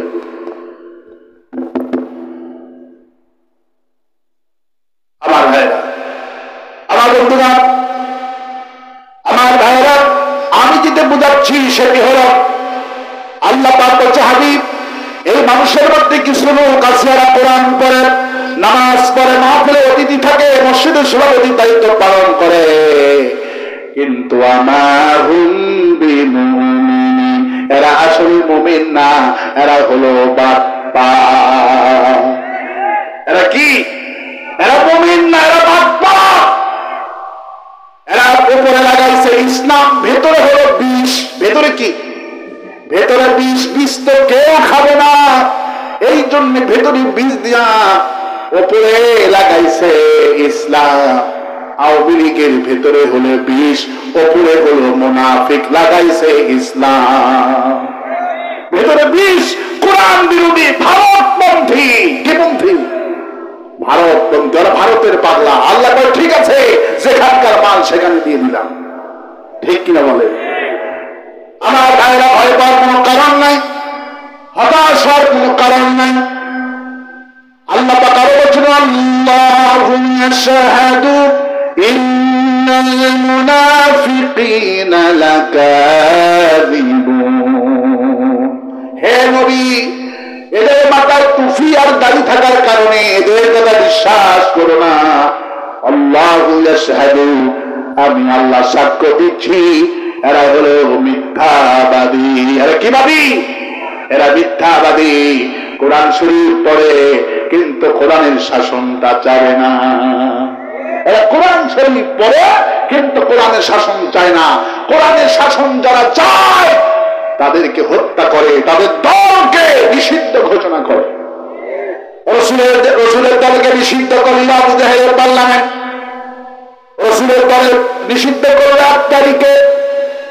রসুলের দলে নিষিদ্ধ করেছিল 4 দিন আগে। আমার ভাইরা, রসুলের মনটা যখন খারাপ হয়ে গেল, আরে আমি যে কোরআনে কারিমের দাওয়াত দিব, এলাকা দল যখন ব্যান করে দিল, আল্লাহ পাক হাবিবকে সান্ত্বনা দিচ্ছেন, ভয় পাবেন না। নূরাল্লাহি বিআফওয়াহিহিম ওয়াল্লাহু মুতিম্মু নূরিহি ওয়ালাউ কারিহাল কাফিরুন। হে নবী, ওরা মুখে ফু দিয়ে তোমার দলকে দান করতে চায়। মুতিম্মু নূরিহি, এটা আমার নূর, মুখের ফু দিয়া কিছুতেই নিবাইতে পারবে না। 14 গোষ্ঠী পুরে সরকার হয়ে যাবে। বিশ্বকবি, কবি সম্রাট আল্লামা ইকবাল বলেন, সতীজা কা রহা হে আজল সে তাক ইমরোজ, সতীজা কা রহা হে अजल से का इमरोज चिरागे मुस्तफा भी से शरारे সেই দিন থেকে আজ পর্যন্ত আবু জাহেলের দলের লোকেরা কোরআনকে ব্যান করতে চেয়েছিল, কোরআন ব্যান হয় নাই, যুগে যুগে ওরাই ব্যান হয়ে গেছে। কোরআন ব্যান করতে গিয়া ইন্নাল্লাহা ইয়ারফাউ বিহাদাল কিতাব قال رسول الله صلى الله عليه وسلم ان الله يرفع بهذا الكتاب। রাসূলুল্লাহ বলেছেন একটা দলের যে পতন হয় এর মূল কারণ হলো কোরআন, আর একটা দলের যে সম্মান হয়, আর একটা মানুষের যে মর্যাদা হয়, মূল কারণ হলো কোরআন কারীম। সাইয়েদে হুজুরকে যে মানুষ ভালোবাসে আল্লাহর কোরআনের জন্য। ইন্নাল্লাহা ইয়ারফাউ বিহাদাল কিতাব, একটা মানুষকে ভালোবাসে কোরআনের জন্য, আর একটা মানুষকে ঘৃণা করে কোরআনের জন্য। গত কয়েকদিন আগে দেখি একটা আলিম, উনি বলছেন যে আমার খালা আমাকে ফোন করেছে, খালা ফোন করে বলছে আমার দুটি ছেলের এক দিনের মধ্যেই সন্তান জন্মগ্রহণ করেছে। আলহামদুলিল্লাহ। তুমি আলিম হিসাবে তোমার কাছে আমি নাম চাচ্ছি, বড় ছেলের হয়েছে ছেলে আর ছোট ছেলের হয়েছে মেয়ে, তো তুমি প্রথমে বড় ছেলের নামটা রেখে দাও, তোমার পছন্দ মতো কোরআন হাদিসের আলোকে নাম রাখো। তখন সে আলিম বলছে আমি আমার খালের নাম যে খালা, আমি আমার খালাতো ভাইয়ের বড় ছেলের নামটা রেখে দিলাম শহীদ আল্লামা দিলওয়ার হোসেন সাইদি। খালা শুনে ফোনে বলতে আল্লাহু আকবার, আল্লাহু আকবার, আমার নামটা পছন্দ হয়েছে। বাবা এবার ছোট ছেলের মেয়ের নামটা রাখো। তখন বলতেছে খালা হাসিনা রাখলে কেমন হয়? খালা 50 সেকেন্ড ধমক ছিল, 50 সেকেন্ড কোনো কথা বলেনি। 50 সেকেন্ডের পর বলছে তুই আলিম না জালিম? কই কেন খালা? কই হাসিনা আওয়ামী লীগের লোকেরাও ওদের ঘরে সন্তান জন্মগ্রহণ করতেছে, হাসিনা রাখে না। কারণ আওয়ামী লীগের কোন ঘরে হাসিনা রাখে না, কারণ ওরা জানে হাসিনা হলো জুলুমবাজ, জালিম। ফাইন্না জুলমা যুলমাতু ইয়াউমাল কিয়ামা, যারা জুলুম করে এই জুলুমবাজদের নাম পৃথিবীতে কেউ দলের লোকেরা রাখে না। কারণ আওয়ামী লীগের ঘরে হাসিনা যদি রাখে, মেয়ের নাম যদি হাসিনা রাখে, এই নিয়ে যদি স্কুলে ভর্তি হতে হবে, যদি সবে হাসিনা স্কুলে সবাই টিটকারি করবে, ঠিক কিনা? এই লজ্জার কারণে আওয়ামী লীগেরাও হাসিনার নাম রাখে না। আর বাঁচতে কর আল্লাহ পাক বলছেন যারা আমার নাম নিয়েছে এরাই হলো পৃথিবীর সেরা মানুষ, এরাই হলো পৃথিবীর হিরো। ফেরাউন আল্লাহ দাবি করছিল, ফেরাউন খতম হয়ে গেছে। ফেরাউনের লোক লস্কর ছিল, মন্ত্রী পরিষদ ছিল, তার বাহিনী দলের লোকেরা ছিল। ফেরাউনের কোন দলের লোকেরা ফেরাউন শব্দ নাম রাখেনি। নমরুদকে আমি বিদায় করে দিয়েছি দুটা পিতা করে। নমরুদ মরে গেল, নমরুদের লোকেরা পৃথিবীতে ছিল, কিন্তু নমরুদের লোকেরা তাদের সন্তানকে নমরুদ রাখেনি। আর আসতে কর হাসিনা মরেনি, বেঁচে আছে। হাসিনার কোন লোকের আওয়ামী লীগের লোকেরা হাসিনা রাখতে চায় না, কারণ এ হলো গজবুল্লাহ, এ হলো বিপদ। বিপদের বাংলাদেশকে অস্তিত্ব ঢেকে দিয়েছেন, গজবের মুখোমুখি করেছেন। এই হারাম খুরির নাম কেউ রাখতে চায় না, কারণ এরাই হলো আবেতার, এরাই হলো লিসকাটা, এরাই হলো শিকল কাটা। আল্লাহর নাম যারা নিয়েছে এরাই হলো পৃথিবীর হিরো। শহীদ আবু সাইদ চত্বর গোটা দেশের মানুষ জানে, আল্লাহু আকবার বলে। যারা আল্লাহর জন্য বলে, কোরআনের জন্য জীবন দেয়, শহীদ হয়।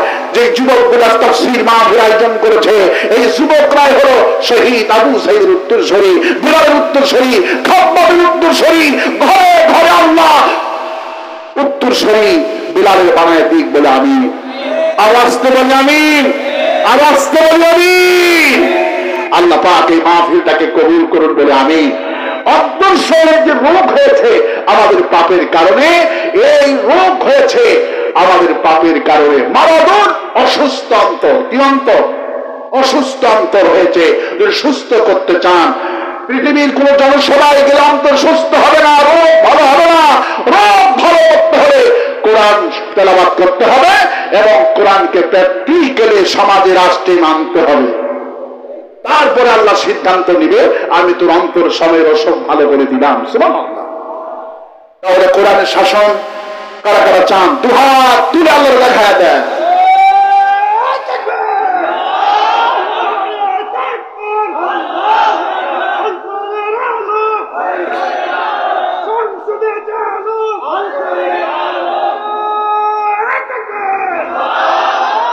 আল্লাহ কবুল করুন বলে আমি আমরা সব করব কার জন্য? আল্লাহ পাক এই হাবিবকে বলছেন, বলেন কুল ইন্না সালাতি ওয়া নুসুকি ওয়া মাহইয়ায়া ওয়া মামাতি লিল্লাহি রাব্বিল আলামিন। বলো আমার নামাজ, আমার কুরবানি, আমার ভোট, আমার রাজনীতি, আমার অর্থনীতি, আমার বেঁচে থাকা, মরে যাওয়া, যা করবো সব করবো কার খুশির জন্য? লিল্লাহি মা বিস সামাওয়াতি ওয়াল আরদ, যা করবো আকাশ আর জমিনের মালিকের খুশির জন্য করবো। নামাজ করবো কার জন্য? রোজা করবো কার জন্য? হজ করবো কার জন্য? বউকে পিটাবো কার জন্য? আল্লাহর জন্য বউ পিটানো যাবে? খবরদার বউ পিটাবে। যারা বউ পিটাবে, রাসূল কারীম সাল্লাল্লাহু আলাইহি ওয়াসাল্লাম বুখারীতে বলেছেন, যারা বউ পিটাবে এদের হাসর হবে মিস্টার ফিরআউনের সঙ্গে। কারণ ফিরআউন আমার মা আসিয়া আলাইহিস সালামকে মারতে মারতে দুনিয়া থেকে বিদায় করে দিয়েছে। আসিয়া সমর্থন দিয়েছেন ইব্রাহিম, মূসা আলাইহিস সালামকে সমর্থন দিয়েছিলেন, ভোট দিয়েছিলেন। আপন স্বামীকে ভোট দেয় নাই, বলছে তুমি আমার রব না, যিনি এগুলি বানিয়েছেন তিনি আমার আল্লাহ। আল্লাহ আকবার বলে, তিনি আমার রব, যিনি সব বানিয়েছেন, আকাশ বানিয়েছেন, জমিন বানিয়েছেন, তিনি আমার আল্লাহ। নিজের আপন স্ত্রীকে ফেরান, তারেকের উপরে শোয়া দিয়া পিটায় পিটা আসিয়ার কলিজার মধ্যে যখন তারে গুলি ঢুকে যায়, মাথাটা নিচু করে দিয়া আমার আসিয়ার বুকে যখন পিটানো হলো লুঙ্গ করে, আমার ভাইরা, আমার আসিয়া কেমন কষ্ট দেওয়া হয়েছে হুজুর তো কিছুই জানতেন না। জিবরাইল আমিন যখন রাসূলুল্লাহর কাছে এসে আসিয়ার কাহিনী শোনাচ্ছে, রাসূলের চোখ থেকে পানি পড়তে পড়তে দাড়ি গুলো ভিজে গেল।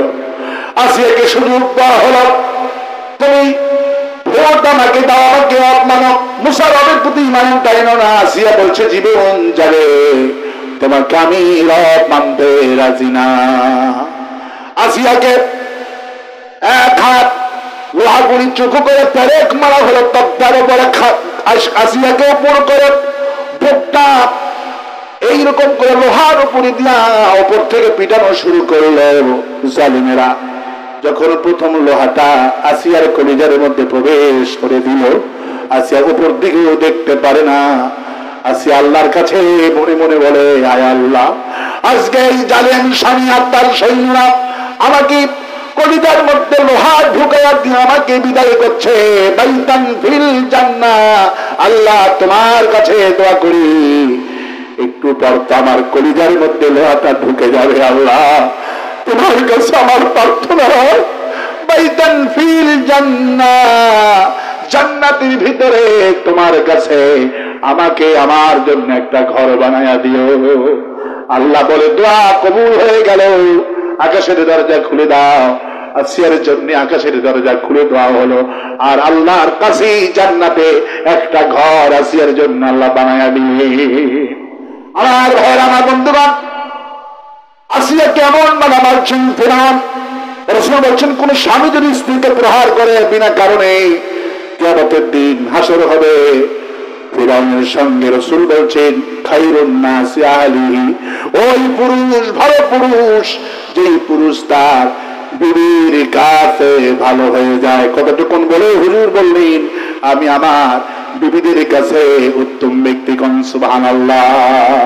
সমস্ত বিবিরা সাক্ষ্য দিয়েছেন, সমস্ত বিবিরা সাক্ষ্য দিয়েছেন। কোরআন কি পড়নি? হ্যাঁ, কোরআন পড়েছি। রাসূলুল্লাহ কোরআনটা হলো থিওরি আর প্র্যাকটিক্যাল। রাসূল যখন হেঁটে যাচ্ছিলেন, মায়েশা বলতেন মনে হয় জীবন্ত কোরআন রাসূল হেঁটে যাচ্ছে। মায়েশা বলেন 9 বছর বয়সে বিশ্বনবী সাল্লাল্লাহু আলাইহি ওয়াসাল্লামের ঘরে আমি গেলাম বাসর করতে। বাসার ঘরে গিয়ে দেখি মাটির গিলাসে হাফ গিলাস দুধ ছাড়া বিশ্বনবীর ঘরে আমি কিছুই পেলাম না। কিন্তু ঘরের দিকে তাকায় দেখি পুরা ঘরটা আমার জন্য ভালোবাসা দিয়ে ভরা আছে। আমার আয়েশা বলতেন, হুজুর আমাকে নিয়ে কুস্তি দেখাতে যেতেন, আমাকে নিয়ে ঘুরতে যেতেন, চাঁদনি রাত বিশ্বনবী দৌড় প্রতিযোগিতা করতে। আল্লাহু আকবার বলে। হুজুর বলছেন তোমার বিবির জন্য তুমি যা খরচ করো, যা কসমেটিক কিনো, যা থ্রি পিস কিনো, যা ঘুরতে নিয়ে যাও, বাপের বাড়িতে বেড়াতে নিয়ে যাও, শ্বশুর বাড়িতে যাও, তোমার বিবি অসুখ হলে তুমি সেবা করো, তোমার অর্থ যা ব্যয় হচ্ছে মন খারাপ করো না। দুনিয়ার স্বামীকে আমি বলছি, তোমার বিবির পেছনে আর তোমার সন্তানের পেছনে, সংসারের পেছনে যা খরচ হবে এগুলিকে আল্লাহ সাদকা হিসাবে তোমার আমলনামায় তুলে রাখতেছে। আর কিয়ামতের দিন এই বিবির পেছনে যা খরচ হলো টাকা পয়সা তোমার আমলনামায় নেকির পাল্লায় দেওয়া হবে। আল্লাহু আকবার বলে। এই জন্য আল্লাহ রাব্বুল আলামিন পৃথিবীর পুরুষকে অর্ডার করছেন, ফি কুলুবিহিম মারাদুন, তোমার অন্তরে যে রোগ হয়েছে, বিবিকে মারেছ, অন্তরের রোগ হয়েছে, বিবিকে মারা বাদ না দিলে শুধু কোরআন তেলাওয়াত করলে রোগ ভালো হবে না, বিবিকে মারা বাদ দিয়া কোরআন পড়লে রোগ ভালো হয়ে যাবে। কোরআনের কারিম এক একটা হুকুম অমান্য করেছেন, এক একটা রোগ হয়েছে, এক একটা হুকুম অমান্য করেছেন, রোগ হয়ে গেছে। এই জন্য আল্লাহ পাক বলেছেন, বিমা উনজিলা ইলাইকা, আমি যে কোরআন নাযিল করছি, কোরআনের সব বিষয় যখন আমার প্রেসক্রিপশন দিবে, যখন মেনে মেনে প্র্যাকটিক্যালি আমল করবে, আমি আমার বান্দার অন্তরে রোগ ভালো বানায়া জান্নাতে দিয়ে দিব। পৃথিবীর পুরুষকে আল্লাহ পাক বলেছেন, বান্দারে, কারণ ঘর ভাঙ্গে নারীর কারণে নয়, ঘর ভাঙ্গে পুরুষের কারণে। তালাক দেওয়ার হুকুম পুরুষকে দিয়েছেন। তালাক, নারী তালাক দিলে তালাক হবে না, পুরুষ তালাক দিলে তালাক হবে। আল্লাহু আকবার। আমার ভাইয়েরা, তালাকের অধিকার, পুরুষ তালাক দিলে তালাক হবে, মেয়ে তালাক দিলে তালাক হবে, তালাক হবে না। এই জন্যে পুরুষরা নারীদেরকে মারে বলে, পুরুষরা নারীদেরকে অত্যাচার করে বলে তাম পৃথিবীর মুমিনদেরকে আল্লাহ ভয় দেখাচ্ছেন, ওয়াশিরহুন্না বিল মারুফ, তোমার বিবির সাথে ভালো ব্যবহার করা আমি আল্লাহ ফরজ করে দিলাম। তোমার বিবির সাথে ব্যবহার। এই মাইক কই গেল? এটা মাইক হইল? কোন হয়েছে মাইক? এটা কোন শ্রুতি মধুর আছে বাবারা? কোন শ্রুতি মধুর আছে?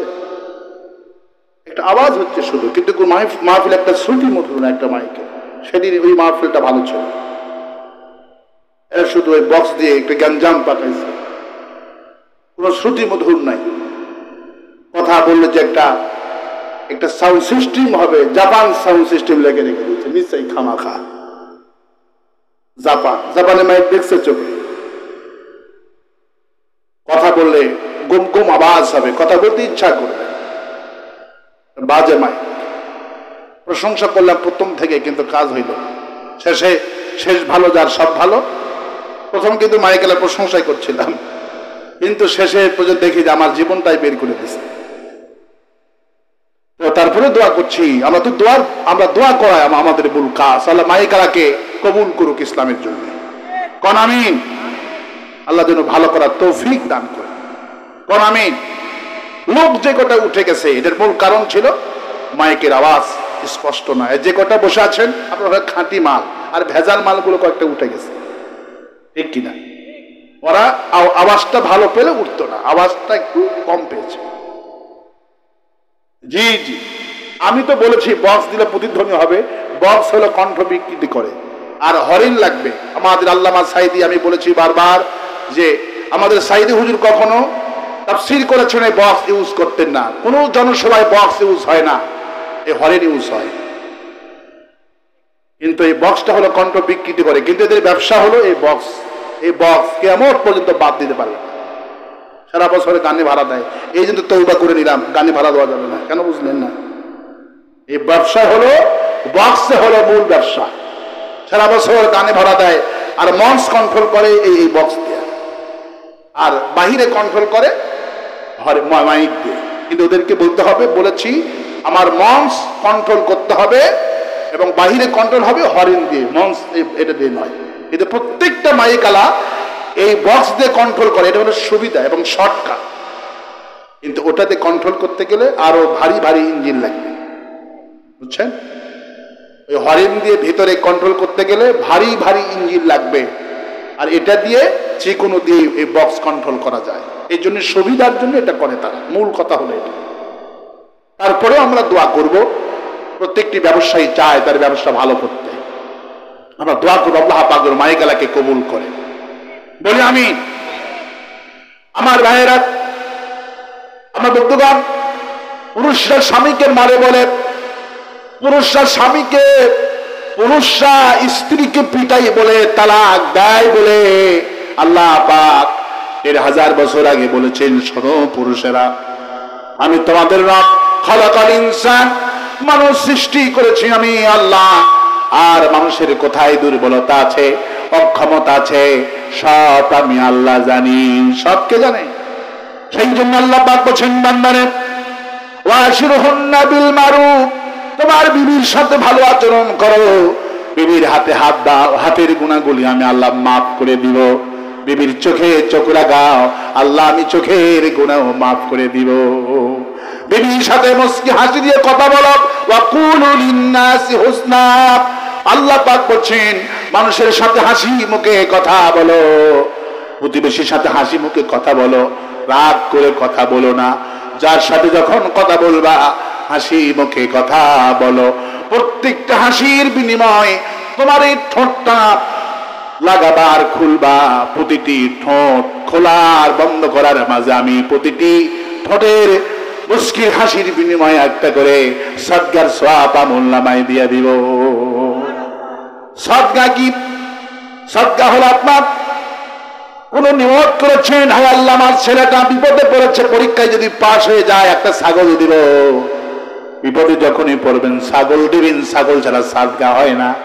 ছাগলের দাম 20,000 আছে, 10,000 আছে, নিয়ত করবেন ছাগল দিলে হবে, ছাগলের টাকা দান করলে হবে, দুটোই জায়েজ আছে।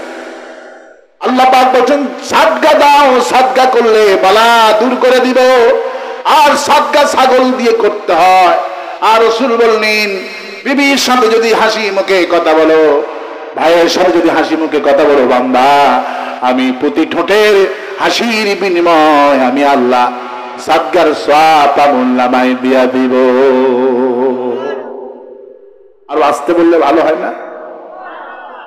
আচ্ছা আমি বললাম আস্তে বলতে, আপনারা জোরে বলেন কেন? উল্টা দিস, ঠিক কিনা বলেন? আমার ভাইরা, ভয় পাওয়ার কোনো কারণ নাই, হতাশ হওয়ার কোনো কারণ নাই। বিবিকে আল্লাহ এত বরকত দিয়েছেন, বলছেন বান্দারা তোমার বিবিকে ওয়াজালা বাইনাকুম মাওয়াদ্দাতাও ওয়া রাহমা, তোমার বিবিকে তোমার জন্য আমি বড় করুণা আর বড় রহমত করে তোমার জন্য আমি বানালাম। পিতামাতা তো বড় নিয়ামত, আল্লাহর পিতামাতার পরে বিবিটা আল্লাহ বলছেন এটাও আর একটা বড় নিয়ামত। কোন সুবহানাল্লাহ। আপনি যখন দুপুর বেলায় বাড়িতে আসতেছেন, বিবিকে বলছেন বিবির আমি আসতেছি নগা থেকে, আস্তে আস্তে জামে পড়ে গেছেন, গাড়ি পান নাই, পৌঁছার কথা ছিল দুপুরে, বিবি রান্না বান্না করে নিয়ে বিবি নামাজ পড়ে বসে আছে, একসাথে স্বামীকে নিয়ে খাবে। 2 ঘন্টা জামে পড়ে গেছেন, আস্তে আস্তে 4টা বেজে গেল, বিবির মুখটা শুকনা। বিবি তুমি কি খাওনি? না। কেন খাও নাই? আপনার সাথেই খাবো বলে 2 ঘন্টা ধরে আমি না খায়া আছি। আল্লাহ বলছেন তোমার বিবিটা বরকত করে দিলাম তোমার জন্য, তোমার পিতামাতা না খায়া থাকে না। বিবাহর পরে বিবিটা অন্য রকমের নিয়ামত। আমার ভাইয়েরা, যখন ঢাকায় গিয়েছেন, আসতেছেন, পিতামাতা আপনাকে ফোন করে শুনবে না কত দূর আসলো, ভাই কতবার ফোন করে কেউ জিজ্ঞেস করবে না, বোনটাও জিজ্ঞেস করবে না। বিবি রাত যতক্ষণ পর্যন্ত না আসবেন শতবার ফোন দিবে, স্বামী কোথায় আছেন, এখন কি করেন, কোথায় আছেন, কি করেন, কতক্ষণ লাগবে, বারবার ফোন দিয়ে বিরক্ত করবে আপনার স্ত্রীটা। কোন সুবহানাল্লাহ। আমার কাছে আমার বোনেরা মাসেও তো ফোন দেয় না। আমার ভাই সেনাবাহিনীতে চাকরি করে, সরকারি বড় কর্মকর্তা, সেনাবাহিনী শিক্ষক, আমার একটাই ভাই, মাসে একটাবারও ফোন দেয় না, মাটাও ফোন দেয় না। দেখলাম মা 2-3 দিন পর একটা মিস কল মারে, আমি ব্যাক করি, কিন্তু আমার বিবি রাতে আর দিনই কতবার ফোন দেয়। আল্লাহ পাক এই জন্য বলেছেন বান্দারে, আল্লাহ পাক এই জন্য বলছেন আশিরুহুন্না বিল মারুফ, তোমার বিবির সঙ্গে ব্যবহার ভালোটা করার জন্য আমি আল্লাহ অর্ডার করে দিলাম। তোমার বিবির সঙ্গে যদি ভালো ব্যবহার করতে পারো, মরার পরে তোমার বাড়িতে থাকবে, তোমার পারিবারিক কবরে ঘুমাবে, বলবে স্বামী আমি যদি মরে যাই আমার বাপের বাড়িতে কবরে দিবেন না, আমার মায়ের কাছে নিয়ে যাবেন না, বাবার কাছে কবরটা দিবেন না, আপনি যেখানে পারিবারিক কবরে থাকবেন আপনার পারিবারিক কবরে আমারে শোয়া দিবেন, আমারে দাফন করে দিবেন। কারণ ছিলাম দুনিয়াতে একসাথে, মরতে চায়, একই কবরের পাশাপাশি থাকতে চায়, আখিরাতে আমি আপনার সাথে উঠতে চাই। আল্লাহ বলছেন ব্যবহার ভালো করো। আমি বিবি যদি সাক্ষ্য দেয় আমার স্বামীটা ভালো ছিল, রাসূলুল্লাহ একজন ডাকাতের জানাজা করেছে বিবির সাক্ষ্য গ্রহণ করার জন্য। আল্লাহু আকবার। বিবির সাক্ষ্য দরকার আছে না নাই? বিবি যদি বলে খায়রুন নাস জাহালিহি, হুজুর বলছেন ওই পুরুষ জান্নাতি, ওই পুরুষ ভালো যেই পুরুষ তার বিবির কাছে ভালো। আল্লাহু আকবার বলো। আমরা যেন আমাদের বিবির কাছে ভালো হতে পারি, আল্লাহ তৌফিক দিক বলে আমিন। আর আসতে বলে আমিন। ফি কুলুবিহিম মারাদুন, অসুস্থ অন্তরটাকে ভালো করতে হলে কোরআন তেলাওয়াত করব যেইভাবে, কোরআনের প্রত্যেকটি আইন বিধান মানব সেইভাবে। রাজি আছেন? কারা কারা রাজি আছেন? দুহাত তুলে আল্লাহ দেখায় দেয়। আল্লাহ এই মাহফিলকে কবুল করুন। আর আসতে বলে আমি। আমার সামনে যেই লোকগুলি বসে আছেন আমি আপনাদেরকে উপাধি দিচ্ছি, আপনারা হলেন ইনজিল মার্কা মুসলমান। কি মার্কা? একটা ট্রেনের ইঞ্জিল কয়টা হয়? ইঞ্জিল একটা হয়, বগি হয় 40-50টা, ঠিক কিনা? ইঞ্জিল কিন্তু হয় একটা, বগি হয় 50টা। যারা মাহফিলে আসেনি ওরা হলো বগি, আর যারা কোরআন শুনলো এগুলো কোরআনের কর্মী। এক একটা ইঞ্জিল। আল্লাহু আকবার। এক একটা ইঞ্জিল যেমন 7 জন 50টা বগি টেনে নিয়ে যায়, কোরআনে কারিমের কর্মী, কোরআনে কারিমের হাফেজ, আশরাতু মিন আহলিল বাইতি কুল্লুহুম করাবালাতাহুম না, একটা হাফেজ কোরআন 10 জন সুপারিশ করে জান্নাতে নিয়ে যাবে। এক একটা কোরআনের কর্মী যাকে শহীদ করা হবে সে 700 জন মানুষকে সুপারিশ করে জান্নাতে নিয়ে যাবে। সুতরাং ইঞ্জিলের সংখ্যা হয় কম, বগিগুলি টানে বেশি। যারা বাড়িতে বসে আছে এরা হলো বগি, আর যে কয়টা বসে আছেন আপনারা হবেন ইঞ্জিল। আগামীকাল 10 জন 20 জনকে টার্গেট করে করে ইঞ্জিলের মতো কোরআনে কারিমের দাওয়াত বগিদের কাছে পৌঁছে দেবে। আল্লাহ কবুল করুন। এখন দোয়া করছি। আর কোন ভজন আছে? আমাদের সম্মানিত সভাপতি সাহেব উনি কিছু কথা বলুক। আমি আশা করছি সভাপতির মাধ্যমেই আজকে মাহফিল আমরা সমাপ্ত। দোয়া করবো ইনশাআল্লাহ।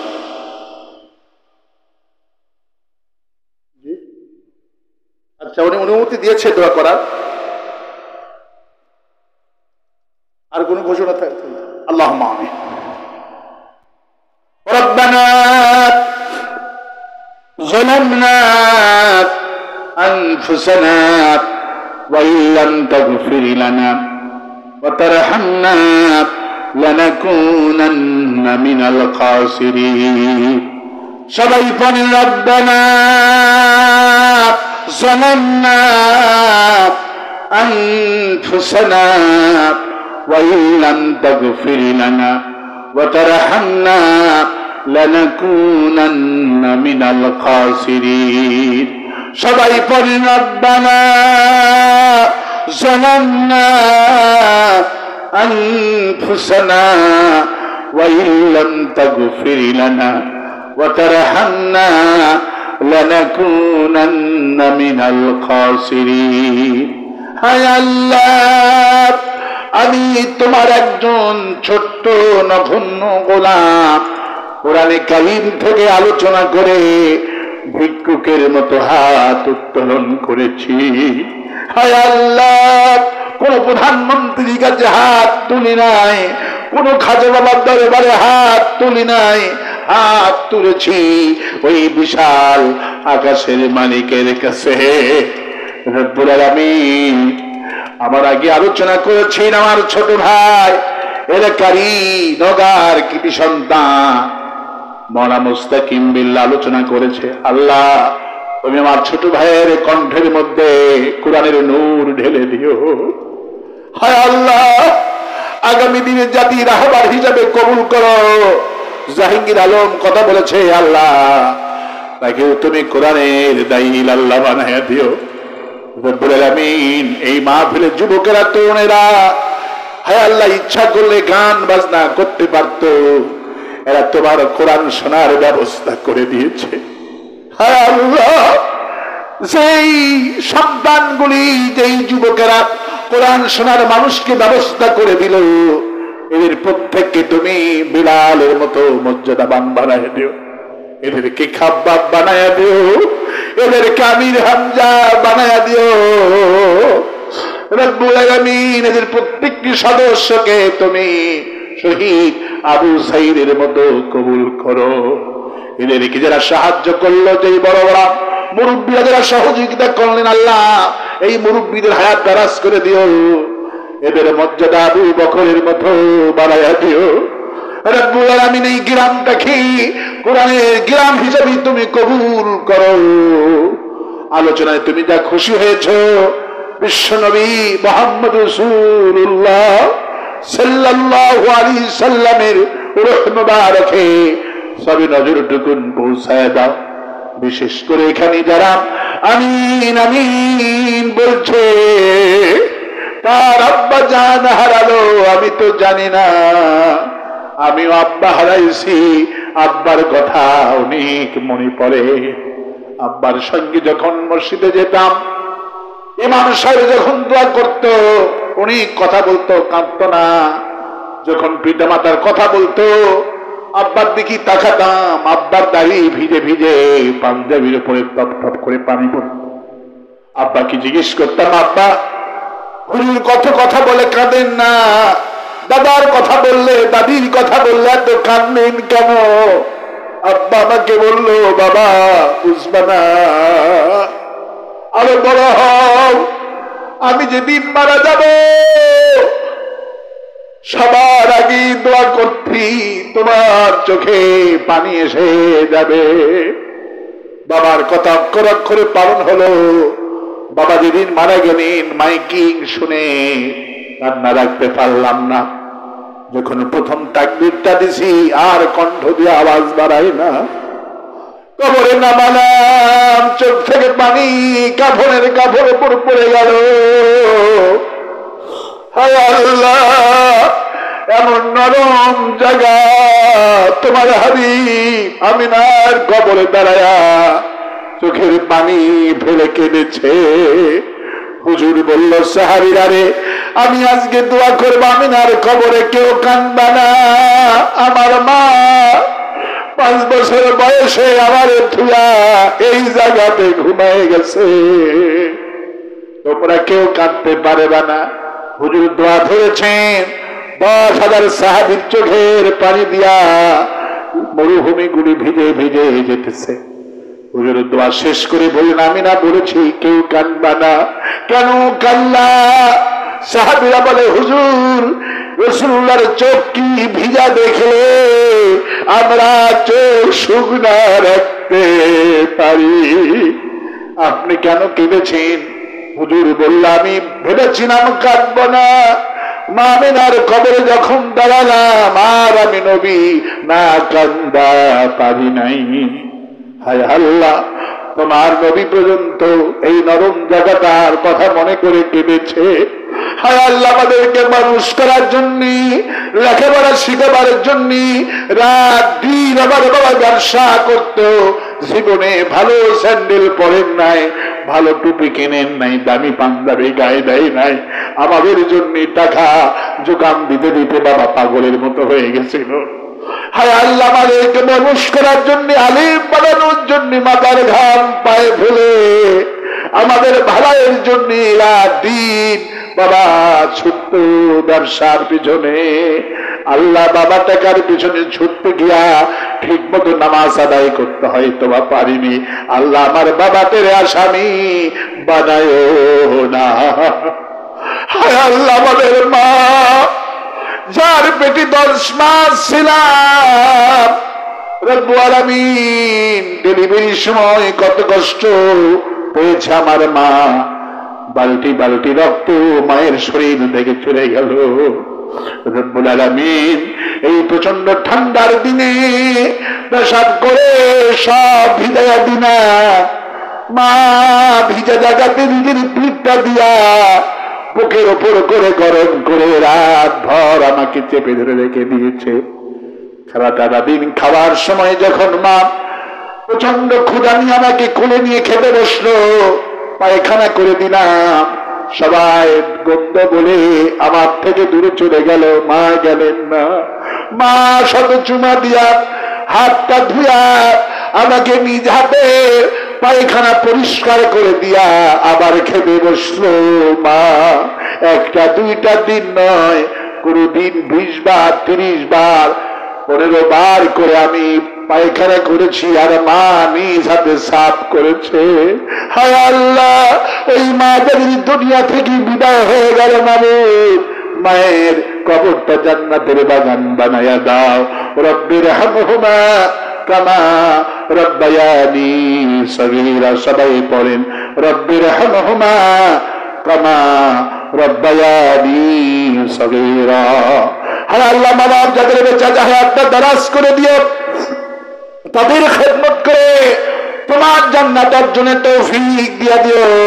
আমার স্ত্রী সন্তানটাও তোমার বড় নিয়ামত। আল্লাহ, ওমর রাদিয়াল্লাহু আনহু যেইভাবে দোয়া করত, আজ তোমার কাছে সেইভাবে দোয়া করছি। ওমর বলতো, হায় আল্লাহ তাআলা, আমার ইন্তিকালের পর আমার এতিম সন্তান আর বিধবা স্ত্রীর জন্য এমন সম্পদ রেখে দিও যাতে করে মানুষের কাছে হাত পাতা না লাগে। হায় আল্লাহ, আমার মৃত্যুর খবর তো আমার বাড়িতে পৌঁছে যাবে, শোনা মাত্র আমার ছোটটা পাগল হয়ে যাবে। আমার মৃত্যুর খবর যখন আমার স্ত্রীটা শুনবে, বেহুশ হয়ে যাবে। আমার লাশ যখন বাড়িতে আসবে, কান্নার রোল পড়ে যাবে। আমার ভাইরা মিটিং এ বসে যাবে, ভাই হঠাৎ করে মোটরসাইকেল অ্যাক্সিডেন্টে মারা গেল, কেন্দার কিলা কোথায় কবর দিবার সিদ্ধান্ত করো। কে কাপড়ের কাপড় কিনতে যাবা বাজারে সিদ্ধান্ত করো। কে মোবাইল নম্বর বের করে ভাইয়ের শ্বশুর বাড়িতে খবর দাও। মোবাইল নম্বর বের করে শ্বশুরকে ফোন দেওয়া হবে, আপনার জামাই বিকেল 5টায় মোটরসাইকেল অ্যাক্সিডেন্টে মারা গেছে। শ্বশুর কাঁদতে কাঁদতে বাড়িতে চলে আসবে, আমার ছেলে মেয়েদের বুকের সাথে জড়ায়া ধরে কাঁদবে। আমার ছেলেরা মেয়েরা বলবে, না না আব্বা কোথায় রে দা। সান্ত্বনা দেওয়ার চেষ্টা করবে আমার ছেলে মেয়েকে, এরা কিছুতেই বুঝবে না। বারবার বাবা বাবা বলে চিৎকার মারবে। প্রচন্ড ঠান্ডার ভিতরে গায়ের থেকে আমার কাপড় খুলে আমাকে গোসল দেওয়া হবে। কত জীবনে জানাজায় গেলাম, কত মানুষের জানাজা পড়লাম। আজকে আমার জানাজাটা পড়ার জন্য চতুর্দিক থেকে আমার বাড়িতে ভিড় জমাচ্ছে। শেষ দেখাটা সবাই দেখে যাচ্ছে। একজন খবর দিবে, এনার ছেলেকে খবর দাও, মেয়েকে খবর দাও, স্ত্রীটাকে খবর দাও, জীবনের শেষ দেখাটা দেখুন। আমার মেয়েটা ছেলেটা কাঁদতে কাঁদতে গায়ে কোনো শক্তি নাই, সবাই কাঁধের উপরে ভর দিয়া মেয়েটা চলে আসবে। ছোট ছেলেকে কোলে করে নিয়ে এসে আমার মাথার কাছে খাটনির কাছে দাঁড়ায় থাকবে। একজন ঝুটলি খুলে দিয়ে বলবে, তাড়াতাড়ি ঝুটলি খোলো, এই মাইয়াতের ছেলে মেয়েরা হাজির হয়ে গেছে। বাবার চেহারা দেখা মাত্র একটা ডাক দিবে, আব্বা। আপনার মতো করে আগামীকাল থেকে আমার এই ছোট ভাইটাকে কে মাদ্রাসায় আর নিয়ে যাবে না, আমাকে আর কলেজে কে নিয়ে যাবে না আব্বা। আপনার মতো করে আর সকাল বেলায় রুটি পরাটার কে হোটেল থেকে এনে খাওয়াবে না, ঈদের দিনে নতুন জামা কাপড় কেউ কিনে দিবে না। উমর বলতে হয়, আল্লাহ যেদিন আমার এই একদিন তোমার পরিবারে এই ঘটনা ঘটে যাবে, ওই দিনে আমার স্ত্রী সন্তান আত্মীয় স্বজনদেরকে তুমি সবরে জামিল দান করে দিও, এরা যেন কেউ ঈমান হারা না হয়, এদেরকে তুমি ঈমানদার বানায়া দিও আল্লাহ। আর আমার মৃত্যুর পরে আমার স্ত্রী সন্তান এদেরকে তুমি এমন সম্পদ দিও মাবুদ, যাতে করে মানুষের কাছে হাত পাঠানো না লাগে। আল্লাহ যতগুলি মানুষ হাত তুলছে মাবুদ গো, সবার জন্য দোয়া করে আমার স্ত্রী সন্তানের প্রতি রহমত নাজিল করে দিও আল্লাহ। আগামীর বাংলাদেশটা তোমার কোরআনের বাংলাদেশ বানায় দিও আল্লাহ। আমাদের কোরআনের পাখি শহীদ আল্লামা সাইদি হুজুর এত কষ্ট দিয়েছে জালেমেরা, আল্লাহ জালেমদের প্রথম দেখালা, এই জালেমদের বিচার আমাদেরকে চোখে দেখার তৌফিক দিও আল্লাহ। হুজুরকে তুমি শাহাদাতের উচ্চ মাকাম দান করে দিও আল্লাহ। এলাকার যতগুলি নির্যাতিত নেতা কর্মী ছিল আল্লাহ, সবাইকে তুমি কবুল আর মঞ্জুর করো আল্লাহ। আজকের মাহফিল যত মানুষ হাত তুলছে আল্লাহ, কেউ যেন গুনাহ নিয়ে বাড়িতে না যায়, সবার গুনাহগুলি জাহান্নামে ছাই বানায় দাও আল্লাহ। সবাইকে ক্ষমা করে দাও। আমি কয়েক সেকেন্ড ছেড়ে দিলাম, মাথা নত করেন, চক্ষু বন্ধ করেন, সবাই মনে মনে চান দোয়া কবুল হবে আজকে। আল্লাহ তাআলা তোমার বান্দারা বান্দিরা মনে মনে কে কি চাইলো, মনের আশা তুমি পূর্ণ করে দিও। আমাদের বিশ্ববিদ্যালয় গোলাম রব্বানী স্যার এসেছিল আল্লাহ তাআলা তুমি তাকে আয়াতের মধ্যে বারাকা দান করে দিও। আমাদের সভাপতি সহ সভাপতি আল্লাহ তাদের প্রতি তোমার রহমত নাজিল করে দিও। রব্বানা তাকাব্বাল মিন্না ইন্নাকা আনতাস সামিউল আলিম ওয়া তুব আলাইনা ইন্নাকা আনতাত তাওয়াবুর রহিম। সুবহান রাব্বিকা রাব্বিল ইজ্জাতি আম্মা ইয়াসিফুন ওয়া সালামুন আলাল মুরসালিন والحمد لله رب العالمين واجعل آخر كلامنا عند الموت لا إله إلا الله محمد رسول الله. السلام عليكم ورحمة الله.